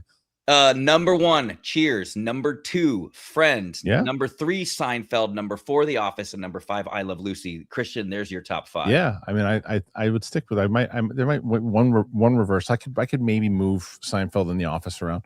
Yeah, but yeah. All right, I got 2 more quick SMETS games. They're old school style. So go ahead. We'll go to SG1. There's no images here because screw it. I couldn't get anything with Spider-Man on there that didn't look ridiculous. Only one. This is basically F, Marry, Kill. 1 gets your opening night ticket. 1 waits for streaming, and 1 you'll never watch. Now you've already seen the Odyssey, so it's a little it's hard. Point. But you're gonna have to pick one of these that you're just dying to see with an opening night crowd, and then 1 that you'll have to watch on your couch, and then 1 that you would just basically never be able to watch ever again. That's brutal, and I'm definitely waiting for it. Because I know how much you love the Odyssey now. It's brutal, and I'm gonna take the cheap way out of this. Because you already saw Odyssey. Because I've already saw it. Because if I never have to say, I want to see it again, but I've seen it. So I'll have to say that's the one I'll never see again because I've seen it. So luckily, if you didn't ask this question a week ago. I'm curious what it would have been a week ago. Doesn't matter. That's not the question. That's because this was replaced when we had Chris on. So the Spider-Man in the Doomsday one is tough. I think though that I will take Spider-Man in the theater, Doomsday at my house streaming because I know that Secret Wars is next, and I can see Secret Wars in the theater. You're always figuring out little ways to get loopholes. Spider-Man, I don't know if I'll be able to see in the theater again. I assume I will, but I want to make sure leading into it I can. So that's why your answer is absolutely wrong. Remember the Portals moment in the theater? Were you in? I know. Do you remember how it was for your theater? Because it was insane. And how many of those Portals type moment are going to be when you feel like? Do you know why? I think the other reason why is that I've seen a trailer for Spider-Man. I haven't seen a trailer for Doomsday. Yeah. I would pick. Close to you. I would pick Doomsday in the theater.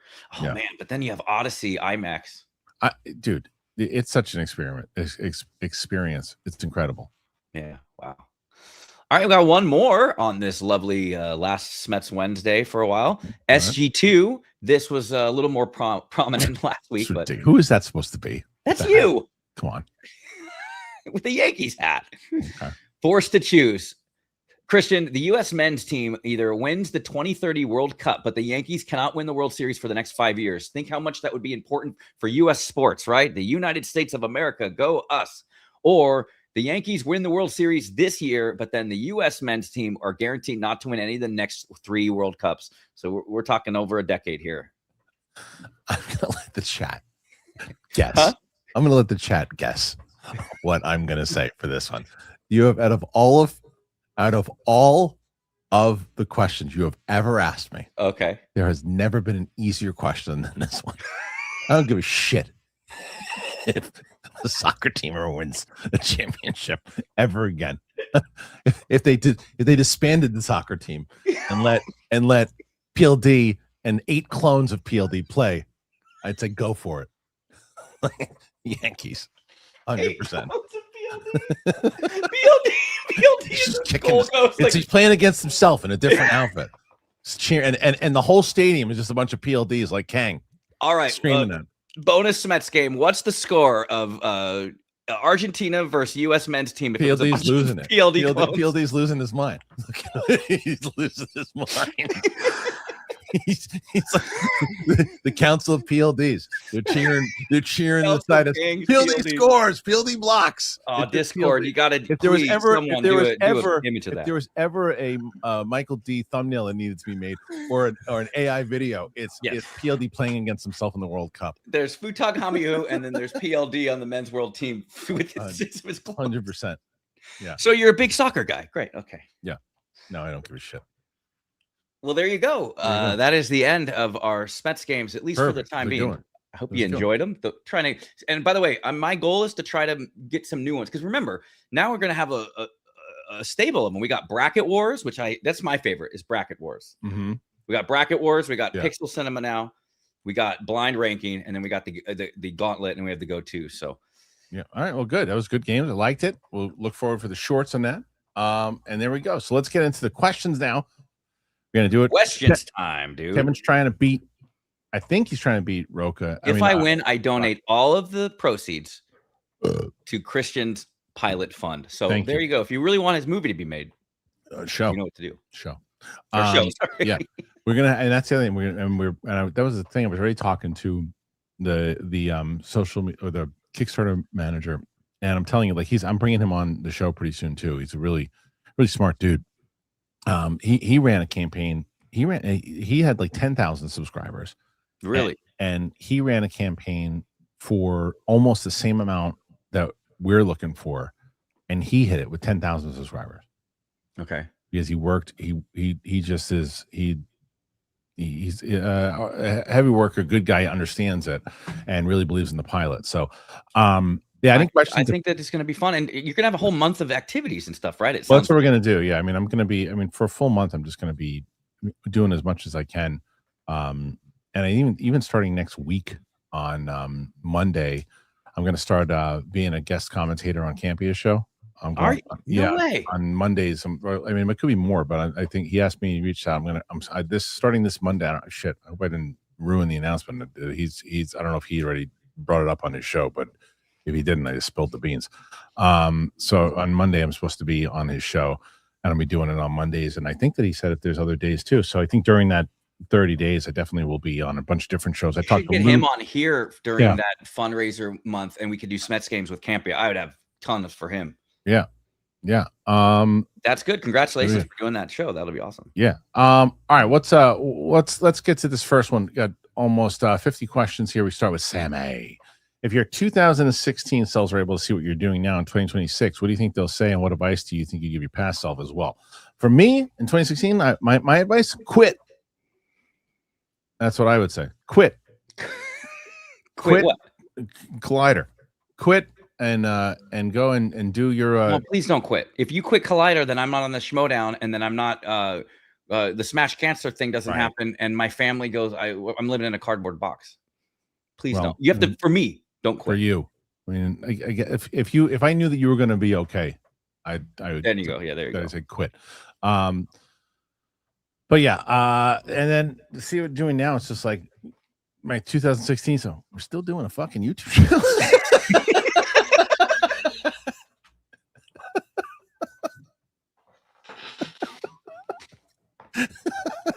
What the fuck are you doing, man? What are you doing? Why don't you write a show? In 2016. Yeah. What show are you trying to do? The thing I just wrote 2 fucking years ago? You're making that now? You're so disappointing. Yeah.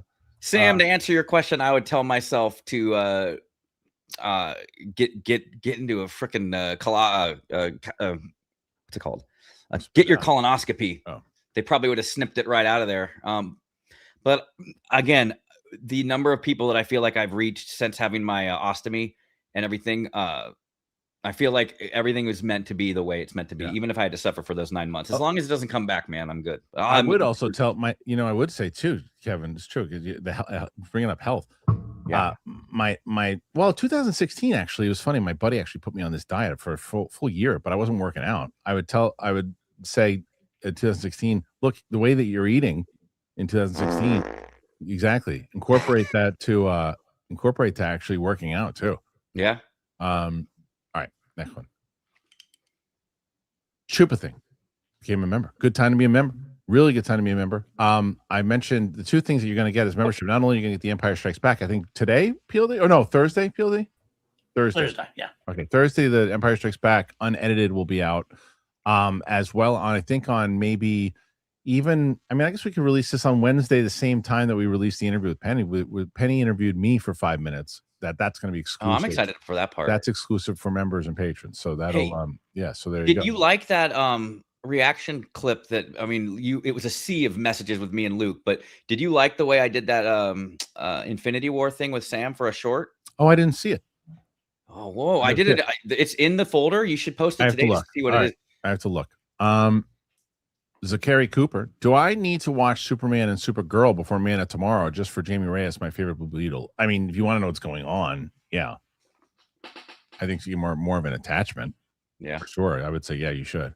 We watched we watched all the Toy Story movies before we took Kira for Toy Story 5, and just all the little subtle nuance, like the references. Just it enhances your movie experience. So if you have the time, do it. Yeah, please. I'm going to ask this question in our next live stream too, but I'll ask it for the chat as well. As I've told you again, with the goal being 13,000 people, $25. What kind of tiers would you want to see to make you go, all right, I consider it? Like that's what I want to know from the audience, because especially you guys are here every day, so I can give you one. Yeah, I mean, and I'm not saying you need to be giving these people, I think you had the idea for it, but like, remember with my ill-fated, even though I knew Rachel going in, I still did your Patreon thing where I could have a meeting with you to get FaceTime. That was because I was a big fan of the Jedi Council. Yeah. We're doing that. Even though I could have just talked to Rachel and probably gotten in anyway, I still did and it was, I think it was like 2 months on the Patreon, and then I got that audition or whatever, Yeah, we're doing that. So we actually did, that was one of our most successful things we did on Patreon initially, was a nightmare for PLD, but we had to do the scheduling. I did one-on-one, like half an hour one-on-one sessions with members of patrons. We had a lot of people. I think it was always like filled up when we did it. The problem was my time. It just wasn't enough time. It was just really hard for me to be able to schedule and for PLD to lock down my schedule to do all these things. And that's before I was even doing reactions. So it was really impossible. However, for the actual Kickstarter, we might bring that back, not only to do one-on-one sessions with me, but to do one-on-one sessions with like the director and writers and things that we're going to have on, and do other things like that. That's something we're going to do for sure. I was just thinking of Groundhog Day, because I was like, well, hey, you could do a Patreon for me. They could have a Q&A for me. And then I thought of like Bill Murray does it and everybody bets on him. And then you had Chris, the cameraman. Who played the cameraman? Chris Elliott. He's up on stage and Chris Elliott's on stage, and like everybody's like, and that's like me, like, hey, you could have a Patreon one-on-one with me, and everybody's like, yeah. Well, this is something we're doing. Games with SMETS. We're doing this as well. Yeah. Signed script pages. We'll do that as well. Definitely doing behind the scenes for sure. And if you donate, Kristian told me this off the air, if you donate $10,000, Kristian will get your name tattooed on his lower back. So. You will. Me. It was me. I didn't sign. I signed the contract. I didn't even read the small print. Yeah. All right, Ron H. Happy Wednesday. Oh my God, I saw a trailer for I Play Rocky. It looks amazing. Sly Baby. Don't ever take less than what you think you're worth. Fook those suits. I'm telling you. So I'm getting in touch. And the other thing is I'm getting in touch. And this is something that I think the audience, tell me if you'd be interested in this. I don't know what the tier would be. But my friend Aaron, who makes shirts, I want to get a shirt that says "This is our show" with the name of the show, like right underneath it. But I want the audience to have a shirt that says "This is our" with capital OUR. Show. And I can tell you this because I talked to Kristian off air. This is not some gimmick where he's like, "It's your show." Like, he really does believe and feel that this show is going to be all of our show, like you, including you as the fans. It's not him just trying to say some bullshit to. No, literally him, how he feels, and I think that's a beautiful thing. Well, I feel like I looked at it myself as like a viewer, to where I could say, okay, if I knew if I watch somebody like I'll use Greenie from Oz as an example. Greenie from Oz is in here all the time. If I'm Greenie from Oz and I say, okay, this person who I support, I'm watching, is doing a show, and I'm interested in the show, and I throw down my $25, and that person says, yeah, we're not going to go to the studio and we're going to make this ourselves. We're going to get the cast that we want with everything, and then the show gets made, and the person does that and does what they say they're going to do, makes the show. Yeah, I'm going, I did that. I helped. I watched this. I listened. I watched the journey, and I helped. And that joke that I just laughed at in 5 minutes into the show would not have happened unless I helped and I supported as well too. Yeah. And I made that happen. That's the power that these people like with Backrooms and Stuckman and Markiplier and all these people are paving the way to do, because they're the ones saying, we're making this. You can distribute it. Give us some money to distribute it. Great. No, you don't get to put notes in there. This is ours. And there we go. Because it wasn't even me that came up with our show. It was someone in the audience that had said it. When did we make our show? I was like, I love that. I love it. It's great. So, okay. Just like the SMETS games are our SMETS games, fellas, ladies and gentlemen. NSGMMA 4680. I play Rocky. Give me all the feels. Can't wait. I haven't been moved for a trailer like that in a really long time. Yeah, I'm trying to think of another one that moved. Like, it's an emotional one. Like, dude, I legit teared up when I. You know what? Yeah. Does this? It reminded me the way I felt, and I'm sure for you, Chewie, we're home. That's what I'm like. Yeah, yeah. I mean, maybe that may be the last time. This was very much a different.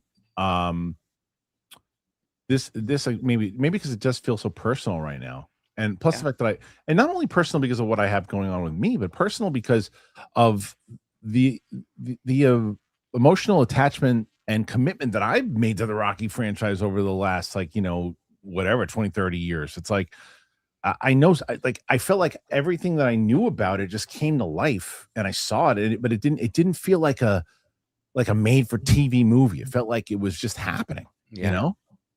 So, okay, let's see. What's the next one? And that is Ron H. Okay, I created a tool on Excel to help me with super chats. I mean, less spelling mistakes and more prepared S chats. Another way to say Ron H is going to be unleashed and pantless. Oh my gosh. Put those pants back on. Why do I feel like Ron H is going to be like the highest tier of the show? That I'm going to wind up being. You got to be careful and not do one where it's like you get a role with a speaking part. That's what I'm saying. But one of the roles, I'm going to be talking about Montreal next to Ron H with his pants off in the middle of one of my shoots. It's like I can't talk. I talked to one of our investors. He's got his pants off and he's rolling around in the back, and then I get what's his face doing snow with his girlfriend or whatever. And PLD's kicking soccer balls in the backyard. Just with a bowl of tomato sauce in her right hand and just slapping shots like Messi. Doing the windmill kick like Pele, dude. Just wow, dude. But he's kicking it with oomph on his face, like he's kicking like Messi, but he's barely getting any fucking leverage off the ball. It's just like barely bouncing. And then the other PLD is goaling and he jumps and misses completely. And the ball is he's going so slow anyways. It's just like boom, and he lands. He goes, I missed that one. You missed the last 30. This is why AI was finally made, not to cure cancer. Holy shit! It was really good. Look at dude. I'm not crying this. Like I'm laughing, but like I'm controlling the fog of my glasses. No, it was good. Oh my god, PLT Pele kick, hilarious. Okay. A tornado. Batman 2 delayed until 2028. It's only 4 months, but does this affect DCU's Batman? Maybe. At this point, why not just make RP the main Batman? It seems silly. Look, same page. Yeah. Same page. I think you're 100% right, but I just don't know. Again, I think the Paramount stuff has a lot to do with it, and James Gunn understanding where he's going to be also has a lot to do with it. Tony, SMETS Games is like Christmas every Wednesday. Let's go. Yeah, we're going to be without them for 2 weeks. 2 or 3 weeks. We don't know yet. House, like the house without a Christmas tree. What'd you say? Movie. 2 or 3 weeks? 2 weeks is for sure, because I'll literally be not in the country. Yeah. Okay. But the third week is going to be, I'll be fighting jet lag and a huge workload that week. But we'll see. Okay. I'm going to try. How about this? I'm going to try. All right. Tyler, Ruby. Smets, did you see Disclosure Day? I'm not sure if I missed your thoughts. Also, thanks for making Wednesdays so fun. I look forward to it every week. Yeah, I actually saw it with my mom over the weekend. Oh, you did? Funny, we saw a matinee, a lot of old people there, but it was like a crowded theater. I'm like, still. And I liked it. It was the most John Williams score of all John Williams score, right? Like, I know exactly what you're talking about, Kristian, when you're talking about John Williams. Like, it was just that John Williams Spielberg connection. And my grandfather worked for the NASA program, so like it means a lot to me. I thought in the montage it would have been really cool. Remember the montage at the end with news reports? I don't want to get too spoilery, but they have a montage at the end with news reports about everything being. I'm not allowed to say it. I don't know, but if they would have had a clip of Close Encounters of the Third Kind, and it would have been good, and that would have made that movie canon, that would have been great. But also, Emily Blunt better get an Academy Award, at least nomination. And the news anchor, news anchor was great, fantastic. Yeah, everybody's talking about her. Yeah, Mike Joyce. Ugh, why is a blue Beetle played by a blue person? Where's the historical accuracy? Not respectful at all. Well done. Lincoln, please play the Bell Smets clip, Smash and Batman. We did. We played it before. Yeah, when was that? Was it? That was before we played it. Oh. But that was like scroll back. You'll find it. You'll find it. Greenie from Oz, support T. Johnson. Thank you. Griffin Shaw Media. Damn, Kev gone for a few weeks. Gonna have withdrawals, but safe travel. Smash. We'll miss you, dude. Yep. Oh, dude. You know what? Thanks, Wednesday crew. I didn't ask Luke this. I should have. Luke, do you have the updated thumbnail for today's Schmodown match? Because it's today. It's the title match. So Ed, I know you've been waiting for it, but it's the Schmoes versus Box Office Breakdown for the title in the finals of the season 2, which actually carried into season 3. So that's at the I'm so behind now. And I mean, I haven't even done a single short on them. It's running out of time. Don't worry about that right now. Let's focus on this channel for now. Greenie from Oz, double Jack on the Rocks fund for the plane trips. There you go. Thank you. I will enjoy that. Ron H. Smets sleeveless at Comic. You got competition. Yeah, that's right. Comic. Who's at Comic? He's I think it's himself. Comic book lover. But He's talking to himself. I think so. I am Jax 1290. The Batman, Penguin, Clayface, Lanterns all look like they belong in the same universe. They are gonna pivot. Gunn's contract is up in 2027. That is a good question. Ooh. That is a good question. If they could get, but the thing is, does Matt Reeves want to commit to the DC universe in doing that? Because if he's going to do a Poison Ivy series, if he's going to do Penguin second season, if he's going to, he doesn't need to. He could just give it to other people. He didn't direct. He was a producer, but he wasn't even the showrunner on Penguin. I'm just saying though, being the person who navigates. Although I guess some could say he didn't put his hands in the pot in Penguin the way that James Gunn put his hands in the pot in Supergirl, and it seemed to work out pretty good. Yeah. So it'd be interesting if they went that route. I don't think a lot of people would argue with it. But I don't know. The timing goes though, where like if you just say, okay, don't do the cameo at the end of Clayface, and Lanterns is that grounded, but then you do have Guy Gardner in Lantern. But it would be interesting because they are like the grounded, like that could just be the different universe. Totally complicated. Ron H. We are getting a new Blade before Batman 2. And a Grand Theft Auto 6. Yeah, no shit. Sports fan entertainment. Early Rotten Tomatoes score for the Odyssey is 99% on 78 reviews. How will the haters still find excuses to still not at least fairly click it out? Like here's what's going to happen.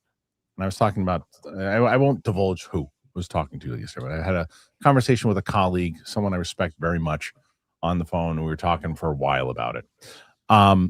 The question is going to be this. What I actually took a screenshot of this last night of one of the stupid comments.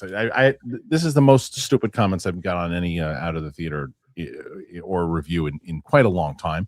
Okay. But here's one of the stupid comments I got last night that said, when you say masterpiece to a movie with a 10-to-1 dislike ratio, it doesn't make me want to subscribe. This movie's going to lose money in epic fashion, and you know it.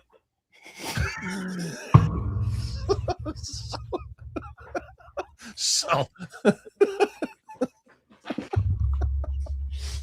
and you know it. You got me. Man. You know it, bro. Yeah. So the thing is, I don't know it. Dum. What I do know, What I do know is that the movie's going to make a lot of money. What I will say is because that guy, even if he didn't see it, is going to wind up, giving it a negative review on Rotten Tomatoes. So I bet you the audience score is significantly lower. than the critic score. But I think that's going to be a lot of people who are, already. And I don't ever believe in the whole, review bombing and all that stuff too. Like, movie's good, movie's bad. I think that this is just one of those things. I don't know what's going on with it. People still haven't, the thing that drives me nuts with it is people haven't seen the movie yet. Because what I've heard of, the main complaints of what people are complaining about with this movie is not factual. Like the one thing is, even today, Elliot Page is playing the greatest warrior in Greek mythology. Not on my watch. And it's like, not on my watch. Like, wait, no, Achilles is in the movie. We need a super cut of you and all your voices for the super chats, or for the chat. Yeah. For the chat idiots, not idiots. I'm sorry, just the chat misinformed. No, my conversation is that I had last night is gonna be this: if the movie makes $1.4 billion, which I don't think it will. I mean, I think I said yesterday, I think it's gonna be getting 850 million. Okay. If it makes 1.3, what will the people who have been doing this campaign against it? Yeah. What will they say? Will they give it the win, or will they find another way that they still think is a loss? That's what I'm curious about, because this movie's going to do very, very well. Yeah. This is gonna, to me, I believe this is going to be a loss for the people who think that this is going to, like that guy who says going to lose money. That's you're going to be wrong. Obi-Wan Kenobi. KO said he feared playing Chandru. Also, thoughts, Kev? Yeah, he yesterday they asked him about who. The scariest part. He said Chandru? He also said Chandru. Yeah. It's just, for me, like, you don't, when you miss a question, it's already gutting. And then when you hear him cackling and laughing and peeling it up, and he's so good that he's going to make you pay, it was a really stressful thing. I just would never go in. Yeah, that's what he said. He said it was the way that he reacted by the end of it, because he was always so good in character. Yeah.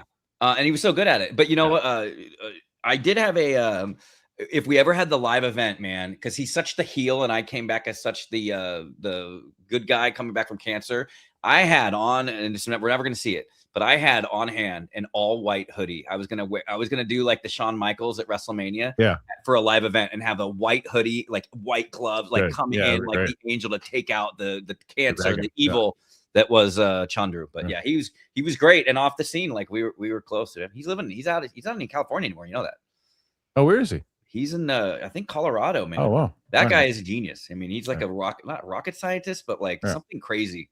He's insane. But yeah, much love to you, Chandru. All right, moving on. We knew that was happening. Wait, let me put my glasses on. Hold on. They're all in the background. They're all in the crowd too. It's like. So you'd rather watch that than like England versus Argentina today? 100%. I particularly like the one nation, one team, all me. Yeah. Oh my gosh, that's really good. It's really good. Well done. Perfect. Okay, let's say that's perfect. I mean, I guess I've been missing it. I mean, I do sub out your clips. What does Roka think about your anti soccer sentiment?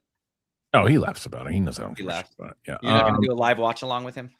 Not unless I'm allowed to smoke pot and listen to music. So I did last time. My wife was watching. My wife last night was watching that Jennifer Garner Peacock show, and I was just trying to access the television. I was like, you know what? I'm just gonna go outside. I smoked a little bit, and I put on my headphones and just smoke pot and listen to music. That's all I did. I was listening to like scores, and I just put my feet up on the table while she was watching.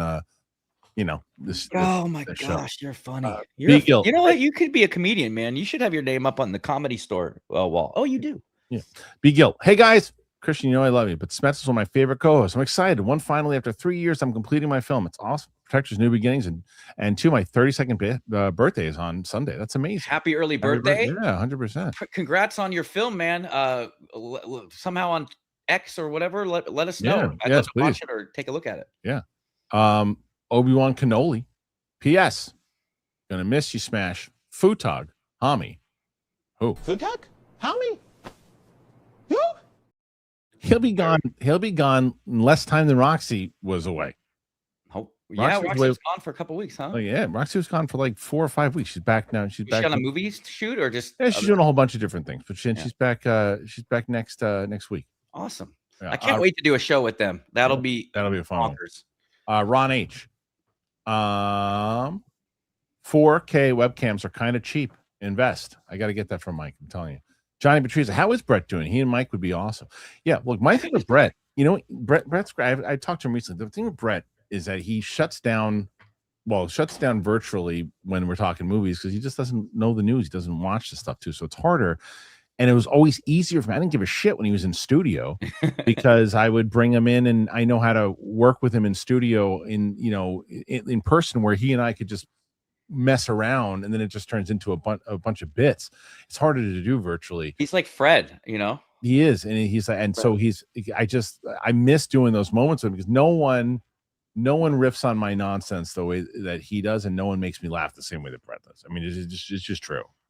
And so I just can't. But he needs to be in studio because sometimes he just goes quiet. And I always say this, and I stuck with. I said this when me, him, and Kate were on the show one day. I said if Brett had, that confidence that say an Andrew Santino has, right? We'd be living in Brett's mansion right now. We'd be doing the show from Brett. Brett is the most talented, funny, naturally funny guy I've ever met. Him and Rick Ingram are the two funniest people I've ever met in my life. Yeah. And he just he just needs to get that thing, he needs to believe that himself too. He does. But I'd love to have him on a lot more, but it's tough. Yoshimitsu, martial arts, SMETS game, you say? Who is the best filmography? Jackie Chan, Jet Li, Donnie Yen, or Bruce Lee? Well, this is not fair for me because my favorite is Bruce Lee. Yeah, Jackie Chan would be close up there, but Bruce Lee is just like the legend. Like everything. It's like he paved that way. I do like Jet Li in I'm not as familiar with martial arts movies, so I don't want to misspeak, but I know that I loved Jet Li. One of my favorite moments in the Lethal Weapon franchise is when Jet Li's all pissed off in the rain, and Murtaugh and Riggs get up, and they're all like, and they just look over, and Jet Li's just standing in the rain, pissed because like someone that he loved died or something, and they're like, "Fuck, now we got to fight this guy." Like, you know what I mean? And when he's helping Mel Gibson up, and he's like, "I know he's pissed" or whatever. Yeah. Yeah, I love. I think I'm butchering that part, but yeah, it was something like that where Jet Li had to fight the three of them. Yeah, I remember.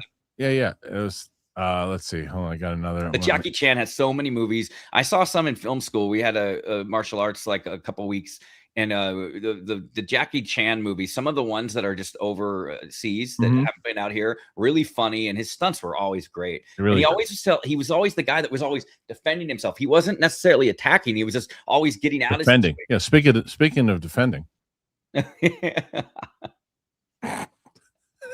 So good. All right. Martial arts. Oh, we did that one already. Eric Slaby. I might be in the minority, but Digger doesn't look great to me. A bit too chaotic, great colors, and more concerning. It doesn't look funny. I hope I'm wrong. I don't necessarily think that is a take that is crazy. I don't feel the same. I actually feel the opposite, but I get it because that is a trailer that is all about particular sensibilities and what you like. And if you like quirky, crazy, funny movies, if you don't like that kind of stuff, this is not your kind of movie. And it does. It looks chaotic. 1000%. The colors do look a little grayish. You're right.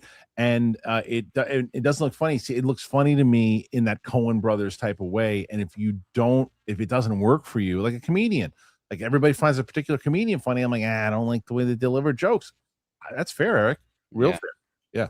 Well, hopefully you'll go in and you'll be pleasantly surprised. Sometimes when you go in with low expectations. Yeah. I went in with Supergirl, really low expectations, and I actually enjoyed it. So, and it was probably because I had such low expectations. Okay, let's see. August 1st. I feel like I have something going on August 1st. I don't know. Again, another message from my wife right in the middle of the show. Nathan Drake, I feel like the DCU won't survive if they have to wait until 2028 to debut their Batman. I think Ellison puts the axe on this universe. That's easier said than done if Man of Tomorrow is a huge hit. The question, everything is going to be looking at that 100%. Tommy Lee, 1603. I don't super chat a ton. I'm a new dad with a 5-month-old daughter. Congratulations. That's amazing. Both of you guys are girl dads. What's some advice you can give for new girl dads or just dads in general? Love you, boys. Look, this is the I guess most cliche thing, Tommy. And Kevin can probably also attest to this.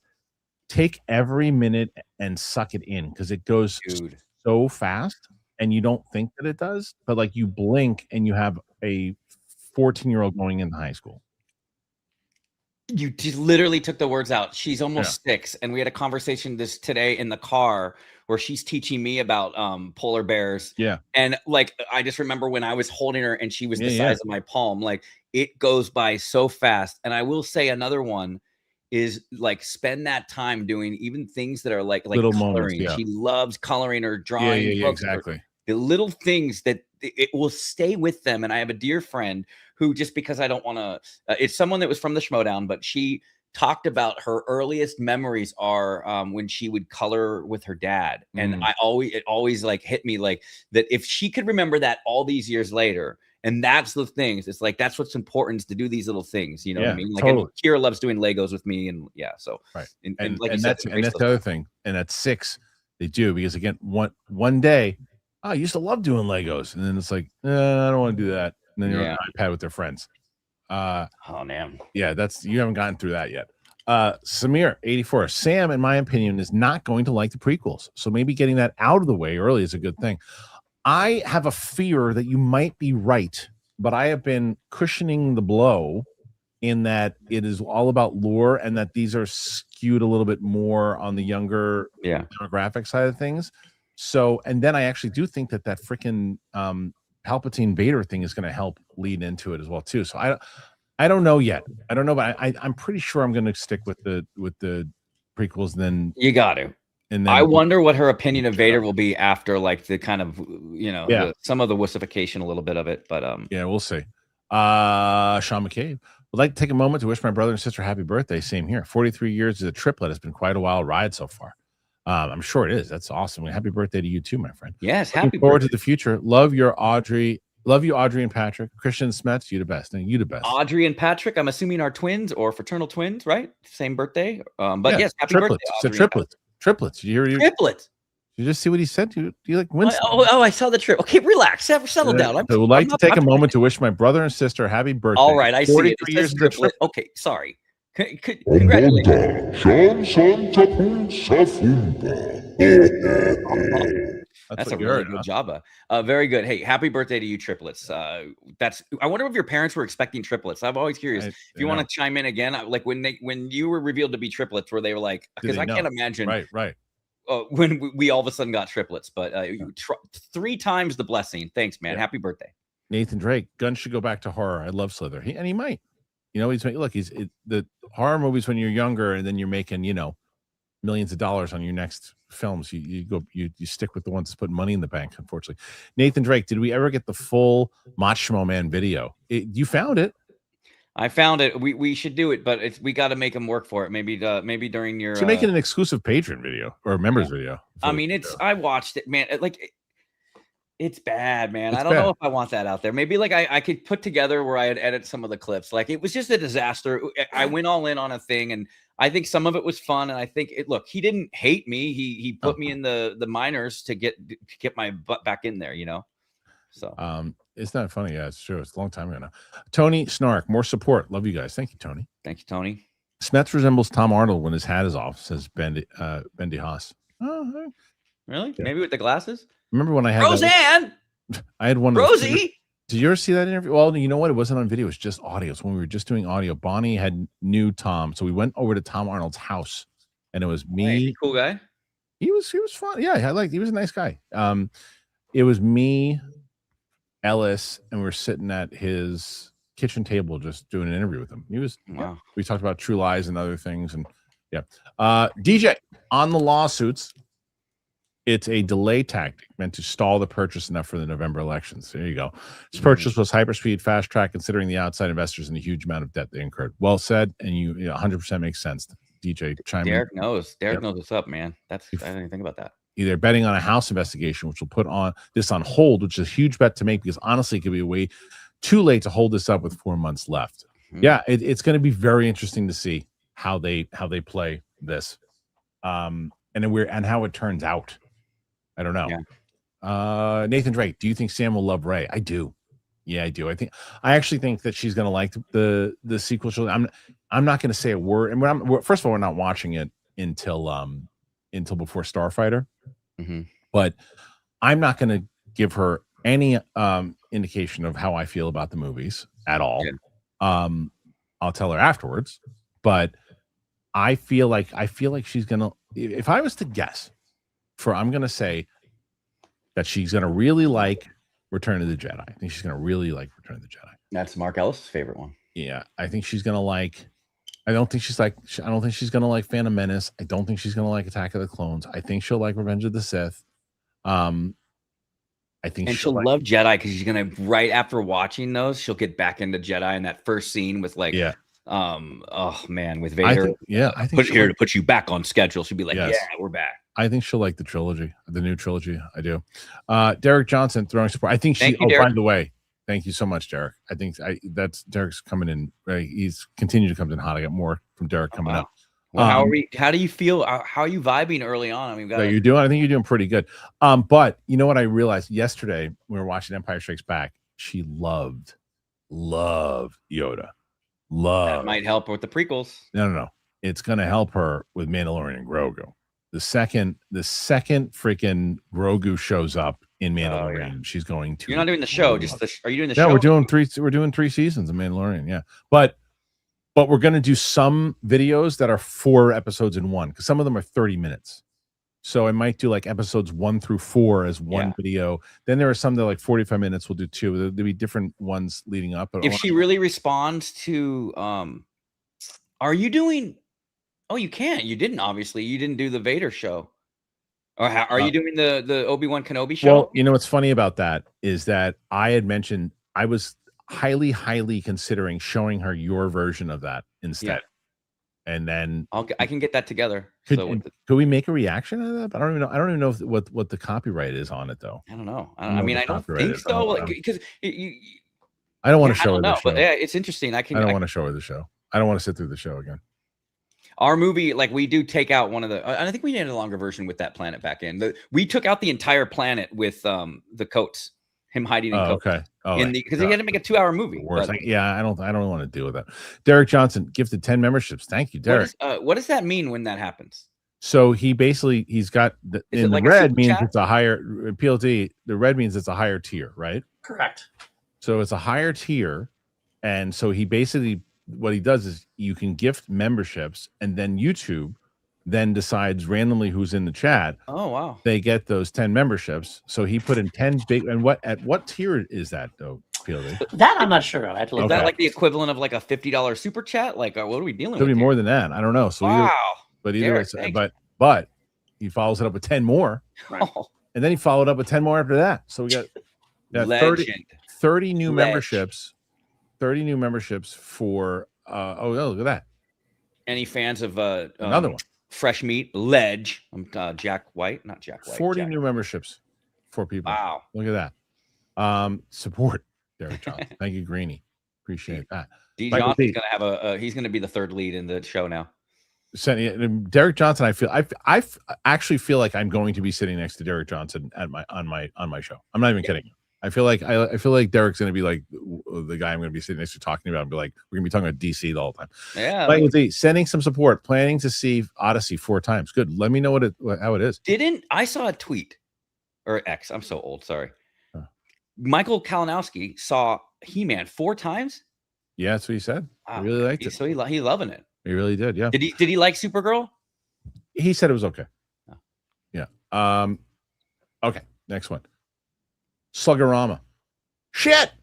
8 months ago, the question was asked, will Michael gross 1 billion? I said no. Perhaps a couple of hundred. I'm here to make good on a bet. You were right. I was wrong. All hail Nathan Drake. Supposed to be 100. 1 out of 2. You know, hold on. And then he's well done. That's only bet 100. So I had to make 2 super chats. This really chaps my arse. Fair enough. Those are 2 big super. Thank you to Nathan there on that one. Thanks. Yeah, look, I initially said, yeah, it's making 1 billion. And then I retracted and I said, I don't know if those opening numbers. I'm not sure. I flip-flopped a bunch of different times. So hey, shout out to Princess Positive in the chat. I remember she was around a lot more early on my early episodes. So see her in the chat. Princess Positive is great. Derek Johnson, I said a few months ago that I didn't have faith in this Odyssey movie. I'm going to see it this Thursday, and if it's good, I'll eat all crow and admit when I'm wrong. I know you do, because you're an intelligent human being who is responsible and mature. And it's one of those things that, and by the way, Derek, and if you don't like it, you can come in here and I know what you'll say. You'll go, I went in, I gave it a shot, and I didn't enjoy it because, and then you'll give reasons to why you didn't like it. to which you'll have a conversation again, instead of just saying to someone else because they did like it of agendas. So Yeah. there you go. You know what I need to do? Because these gifted memberships, I need to get my because I don't have a free membership being part of the team. I need to put my Star Wars squad in here in the chat so then I could be in the running for a free membership. Yeah. Well, so he gave the $5 memberships to people. So that essentially means that every time. Well, no, what it means is that for those people who are now $5 members, what it means is that when we do our live streams at the $5 tier and up, you can come in and ask a video question and be on with us. Oh, cool. That's what every $5 member gets to do. Here's a question. Does it do auto repay? So like, is he not keeping up? No, it's not auto.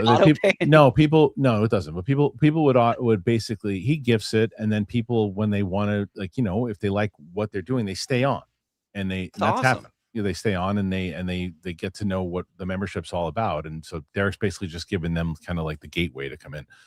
Pat for president. My dad and I are excited to see the Odyssey tomorrow. We're doing a rare IMAX viewing. So many good words from the critics and reviews. I remember reading it during 9th grade English, 2011 to 2012. Pat, please, everybody who sees it on Monday or in this weekend, join us on Monday, me and Roka, and we're going to have a conversation and talk about it. Cooley, hi, there he is. All right, SMETS Star Wars Squad is in the chat. Yo, that's you, isn't it? Here I am. That's me. I'm hoping for I'm not doing a super chat. Yeah, but a stroke. No, Cooley, hi. What's up? Trying to get that free membership. Trying to get that free membership. What's up, fam? Seeing Odyssey in Pensacola, Florida next Saturday and IMAX on vacation. Also, chat. You get a chance, check out my book, Living for a Purpose. Yeah, we gave it a shout out before. Cooley, do it again. Yeah, congratulations. Sure. That's Cooley. Do me a favor. Put a link. And Pilly, if it goes to spam, just unspam it. But Cooley, put a link in the chat for Amazon so people can go and check it out. And Pilly, just make sure you. By the way, I saw Ed in the chat earlier, and he messaged me. He wants to be an admin for the Schmodown Facebook thing. You need to chime in on that. Facebook? I don't know how to do any of that. I took care of it. Oh, you took care of it? Okay, thank you. Nathan Drake. Is PLD more like Fred or Baba Booey or Ha Ha Hoo Ha? PLD? No, PLD's more like Fafa Fuhai. Yeah, for sure. Yeah, because it doesn't look like Fafa Fuhai. I'm just saying, like, it's more like look at that face. Fred's more the like just the engineer. Can I also say that I think it's funny that someone left a nasty comment like, "Oh, who's this PLD guy? Why do we see more of him?" And the very next week, now we have him picture in picture. Good for you, PLD. Yeah, more PLD equals more fun. Perfect. Okay, let's see. So 78 questions so far. Smaug. Hey, up, mates. Just saw Backrooms, some of the best cinematography I've seen in a recent horror movie. Chiwetel and Renat kill it as the leads. That final shot. Yikes. 8 out of 5 out of 10. Have a great day, lads. Yeah, if it just for me, the ending didn't work. If a different ending, I would have loved it. But I really like the movie. Griffin Shaw Media. New games were awesome, Kim. Love the video games. Yeah, that was a good one. Those were fun. Oh, wait. Sorry. I was someone complimenting you. So you. Oh, I don't want to miss a compliment. Yeah. Oh, cool. The video games one. Yeah. GoPal. Gifted 5 members. GoPal's another one. Between GoPal and Derek Johnson, we're gonna have 8,000 new freaking members today. Wow. Ioshi. I saw House of the Dragon season 3, episode 2 with the full watch along. My eyes hurt. I don't remember what we like. We have some fun. Sam and I were doing. We're actually watching number 5 tomorrow. We're gonna watch episode 5 tomorrow. When we get off the air, yeah, I have to do some work stuff right away. But I'll look in that folder for the Infinity War one because I'd rather spend the rest of my week trying to do some more of those. Okay, let me see if they perform. Okay, Greenie from Oz. Got any big actors in your show? Jason Alexander would be ace. So that's part of the goal, Greenie. So part of the goal is this: that initially, right now, it's me and Martini. Right, we have. There's one particular actor that I'd love to be able to say they are officially attached. Can't say that yet, but I'd like to. And then the other thing is that's part of the budget. Like if we reach, like I told you, if we're able to get those 13,000 people putting $25 and surpass that, then we can make offers to people. That's kind of how that works for the pilot. Yeah. So the goal is we have an extensive cast list or casting list of people that we like to go out for. So yeah, 100%. I hear you're getting that kid from Baywatch and Newsies. It's gonna be huge. He's too expensive. Ron H, I'm gonna give what I can. Mom's funeral has taken all my money. I told you she was a menace, but once the insurance comes in, I did not cut her brakes or anything. I'm gonna give a bit. And much love to you, Ron. Yeah, Ron, I appreciate it. Yeah, I very much so. I'm sure. Like the day one of the campaign, I'm going to probably be on the majority of the day, promoting and talking to everybody too, so people can just join in.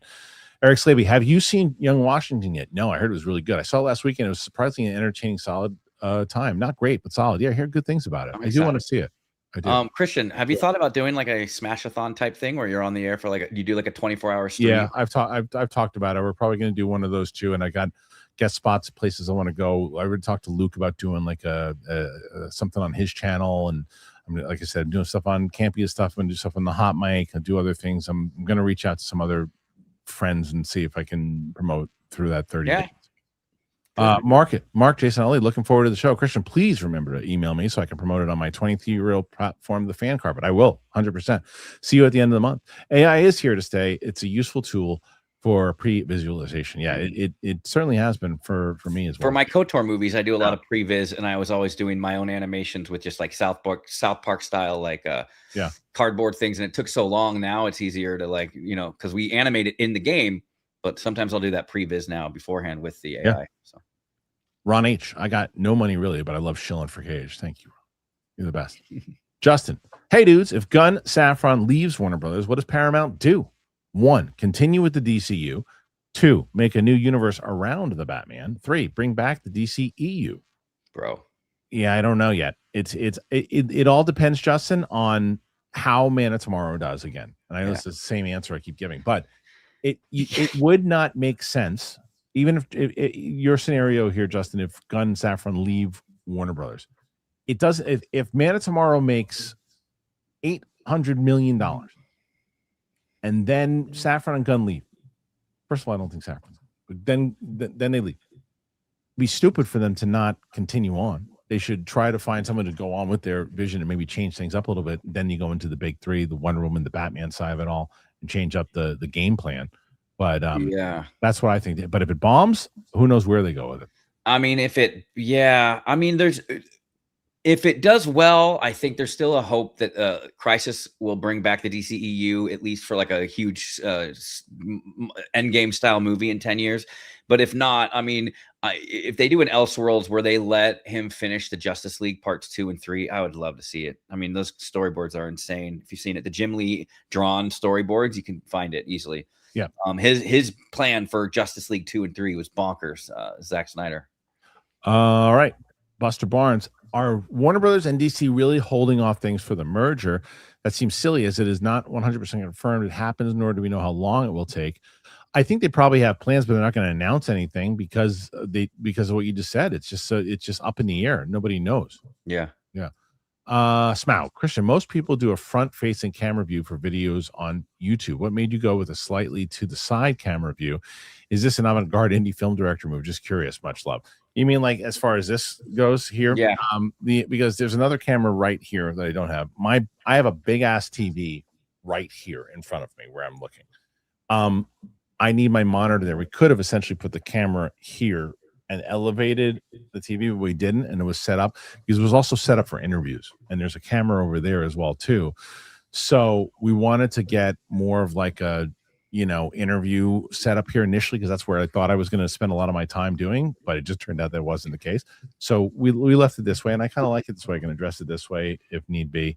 Funny you say that, because that's the same way like on my KOTOR channel and when I was on Jedi Way. Like I look at the camera, but I don't feel like I'm talking to you when I look at I know that's the thing. So when I'm doing Zoom, it's always interesting too, because like if I'm talking to you right now, I'm looking at you right now and I'm talking to you. Yeah. Right? But I'm not looking at you. I'm looking at you. Yeah, and you should always be looking at me. But no, but the other thing too is for me, it's also like this is like how I was a big Howard Stern guy. Howard's not looking into the camera talking to you. No, right.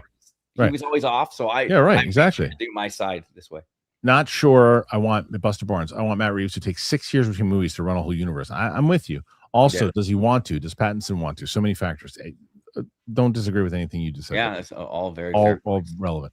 Yoshimitsu, don't forget Donnie Yen is in Rogue One and John Wick 4. Yeah, he sure was great in both of them. He's really, really underrated in Rogue One, by the way. Really underrated. Go pal. I think Lethal Weapon 4 and like 5 other movies came free with my first DVD player way back in '99. Yeah. Do you know what also came with his? It had to have been Lost in Space. The one with with Joey from Friends. Why am I Matt LeBlanc lost? Oh, that was with every DVD player. Yeah, it was. It's true. Smile. Love the look of Digger. Don't try to say the title when you're drunk. Oh, there you go. Ron H. The underground battle scene in Enter the Dragon was amazing. Even today, love Enter. Bolo, Williams, Roper, and Han. He had a literal bladed fist. Yes, it's true. What's the one where he goes to each floor and fights people? That's Game of Death. Is that what it is? Game of Death. Yeah, and the Nintendo game Kung Fu is not a translation, but like it was like the kind of the same thing. I just remember that game. You and Sam doing a reaction for Enter the Dragon. I think that that I don't know if you've seen it already, but maybe it'd be something down the line. This is a question for Ayoshi. How long will the Kickstarter go for? Is there a timeline for the GoFundMe? Yeah, 30 days. That's how Kickstarter works. Really? And yeah. Why did you choose that instead of GoFundMe? Because it's better to do. I want to go because again, we have someone who's had luck with Kickstarter before. It's a more well-known platform. 30 days to try to do it. The goal is to like start it September 1st, 2nd, end it right around my birthday. And does it hit? And if it doesn't hit, all the money goes back? Or is that different? Or no, for Kickstarter, if you don't raise it, you know, then it goes back. And then if that's the case, then but like I told a bunch of people, I'd rather myself and the audience get a chance to make it. Yeah. Than to not try at all. Okay. Bobby, just catching up with the live show. I think it was announced a while ago back, but there will be an animated Blue Beetle show with Sholo returning as the voice. Oh, okay. Oh, interesting. Yeah. Okay. That makes sense. Yeah, it makes sense. Ho Gendo, the amount of delays the Batman 2 has gotten is comical. It really is, unfortunately. A little bit. Yeah. Comic Lover, there he is. Update. My girl's mom got a job and a parole officer is a nice person. Things are on the up. My girl and I are thinking about tying the knot. Love her to bits. Do it. So here's your hint about if Comic Lover is Ron H. Yeah. You got to look. Now, he uses a lot of ambersands. Mm-hmm. He does cheat the number 2, because he's trying to get under that limit. Mm-hmm. So now we're going to see. This is how we'll see if Ron H. does the same. Detective comic style, Batman. Johnny Patriza, what's the latest Van Vliet interview that you've seen? What was the one that he put up recently? I mean, I always check out his clips and stuff. He's a master at that. Saw something recently. I mean, I definitely watched the Paul Heyman one. Can't remember. The Paul Heyman one. I really like the AJ Styles one. Was good. Yeah. I listen to his stuff all the time, but I listen to it a lot when I'm on the plane. You know, the one that I really liked was Karrion Kross. I liked, what I like is like wrestlers I'm not that familiar with, and you watch them, and then you really get an appreciation for them, and then you root for them more. Me too. I've become friendly with Karrion too, and Karrion came in here and to be on, what? Yeah, he was on Matt's show, and we were supposed to. He'd reached out to me at one point to help him produce one of his shows, but he just I love that guy, dude. Yeah. He's so good. He's great. He's a good guy. I'm freaking out. Mike Rios, Force Awakens reunion hits harder after the prequels. Oh yeah, that makes sense. Yes. Yeah. DJ, gifted 10 more memberships. Damn. DJ, so that's like a lot. Gifted 10 more memberships. So that's like a DJ. Gifted 10 more memberships. DJ, gifted 10. So that's $200 right there. You're saying that's 50, 100. That's 200 that you just put in there. Yeah. Am I in the shot in the? Yeah, I think you got a shot right now. Hogendo became a YouTube member. Ron, nice to go on my trip. No, like the text chain that you have, so everyone knows. I've been I had 2 weeks where I won in a row, and then I've had other weeks where, especially when I was a newbie, I was always in last place. And Kristian, he has a thread and he just posts like the top 5 who gets it. And I always feel bad. I'm always like, maybe you shouldn't do like the order, because when you're in last place, it kind of feels bad. Like. Especially because I was one that used to ride the bottom. You jump out. I always put 1 through 5. Ron, people need to know as far as like like.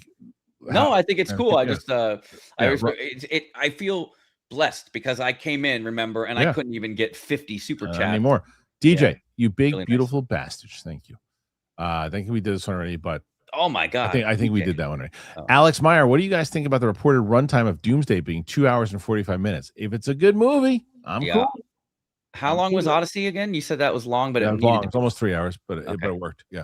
I feel good about it. The more the merrier, dude. Yeah. More time. Johnny Patriza, favorite. Look at PLD in that, by the way, that picture.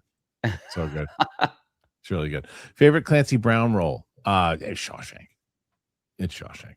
Let me check, by the way, if I've gotten randomly joined. Nope, I still have the join button on my. Star Wars Squad has not won the sweepstakes yet, but that doesn't mean I'm asking you to do any more. Thank you. Look at that but Star Wars Squad still is not a member. Do you see that picture?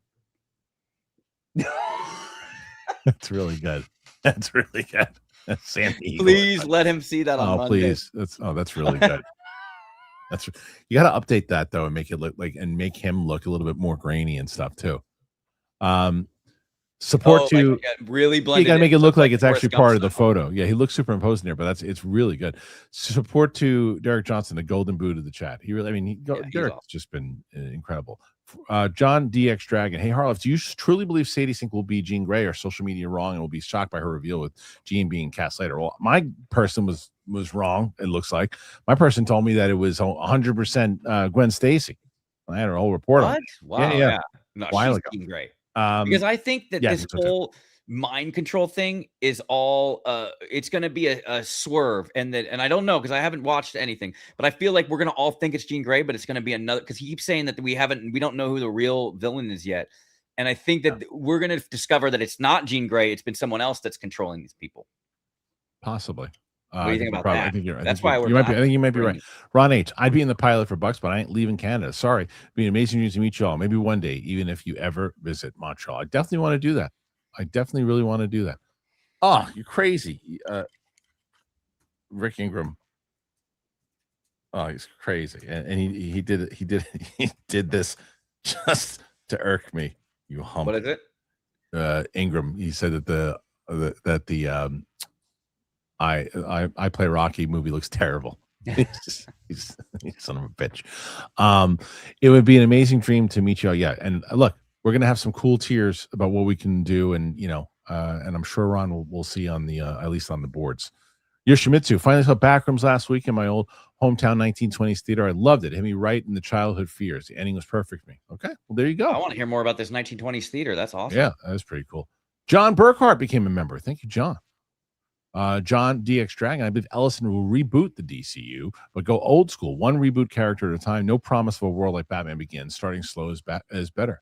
Well, I don't see. That's the thing is, I don't think it'll be Ellison who's going to start it and come up with the creative in the same way that, like, what's his face? Zaslav didn't come up with the creative. He brought in somebody to start the creative. That's probably what. Now, if you bring in a new person to do that plan, that's possible. Gopal. 100% SMETS. Lost in Space in 6 days. 6 days. Yeah, Lost in Space, God. 6 days, 7 nights. And I the feel Matrix, like there's another one in there, the Matrix. Truman Show or something. The like Matrix those were those movies. Gopal. I forget the other ones. I thought it was the Matrix. Pat for president, 9 months strong. What a member for 9 months. That's awesome. Congrats. Middle and end of July will make the box office roar. We could see Toy Story 5, The Odyssey, and Spider-Man become billion-dollar movies 3, 4, and 5 of the year 2026. Yeah, I mean, look, it's possible. I'm so curious to see. Look, same thing. Week 1, Odyssey's going to crush. What's week 2 going to look like? And then we'll see. Grim Bear 13. Hey, Christian and Smets. Hope you guys are having a great day. We are now. Thank you. I am having a great day. It's a good day. Good way to start my Wednesday. 93 questions so far. Here's the next one. Ron H. We have 2 left. I hope if you do tie the knot, you two are golden forever. But don't be fooled. Marriage is hard work and it still sometimes doesn't work out. Trust me, when it's good, it's good. Well, he does all caps every now and then, but he didn't cheat it with the 2 with the 2. Is he on to us? I don't know. The final 2, starting with this. DJ. Oh, gifted 20. Let me see. Membership. Did it get me? Man, dude. No, I didn't get. Don't do any more. But Star Wars Squad's just not winning the lottery here at this time. Johnny, I just bought a house, so money might be tight with renovations and repairs, but I will definitely help with the Kickstarter as much as I can. Thank you, Johnny. Yeah, listen, that's all I'm saying. And like I said, the goal and the mathematics side of it is the 13,025 people. I mean, opposite 25 people. Yeah, I can't talk. $25 from 13,000 people. That's the overall goal. But look, every little bit is going to help. Every little bit. And like the day one, we know what we're going to get. Like, I'm going to be able to go back and say to everybody after day one, we got a good start here. We got a real good start. Let's move. Let's see what we can do. Yeah. And then we just make the show together, guys. And that's it. Gopal, The Matrix was a new release in 99. That's true. Yeah. That's true. It was in 99. But they did start giving it out at some point. Okay. 95. Good last show for a couple of weeks, Kev. Where can the good people find you if they want to find you could just find me at Kev Smets on X and on YouTube. Star Wars Squad or Star Wars KOTOR Squad, and then Stomaversity if you want to follow my post-cancer journey across all of that. And the real Kevin Smets. I have a bunch of shorts that I've had in an archive for a while, kind of like how I've been doing for you, Kristian, and they're all scheduled to be like released while I'm gone. So while I'll be gone, you'll be able to see my cancer videos and stuff throughout my trip because they're already scheduled and they're going to be releasing throughout the next couple weeks. So. Kevin, thank you to PLD, thank you to Luke and Sam and MK for doing the time codes, obviously, to Jonathan for helping out with everything he does, and thank you to you guys again for being so generous and fun and supportive and all that. And we got a lot coming up on the channel. Oh, we're not done yet. Hold on a second. Let me make sure I got some more here before we move on. Go Pal, I definitely bought Matrix myself. Sorry, Kev, were you saying something? No, just that it still says that I have to join. Oh, okay. So, actual twice, I think once at school again, and when I was home after graduation. I'll win one day. Back. And then, I bought, the Matrix. Oh, the Matrix. Yeah, I had that. Yoshimitsu. I own the Matrix, the Negotiator, and Truman Show. Those were like my top 2, 3. Yoshimitsu, love today's SMETS games. The video game screenshot quiz is great. Yeah, cool. It was good.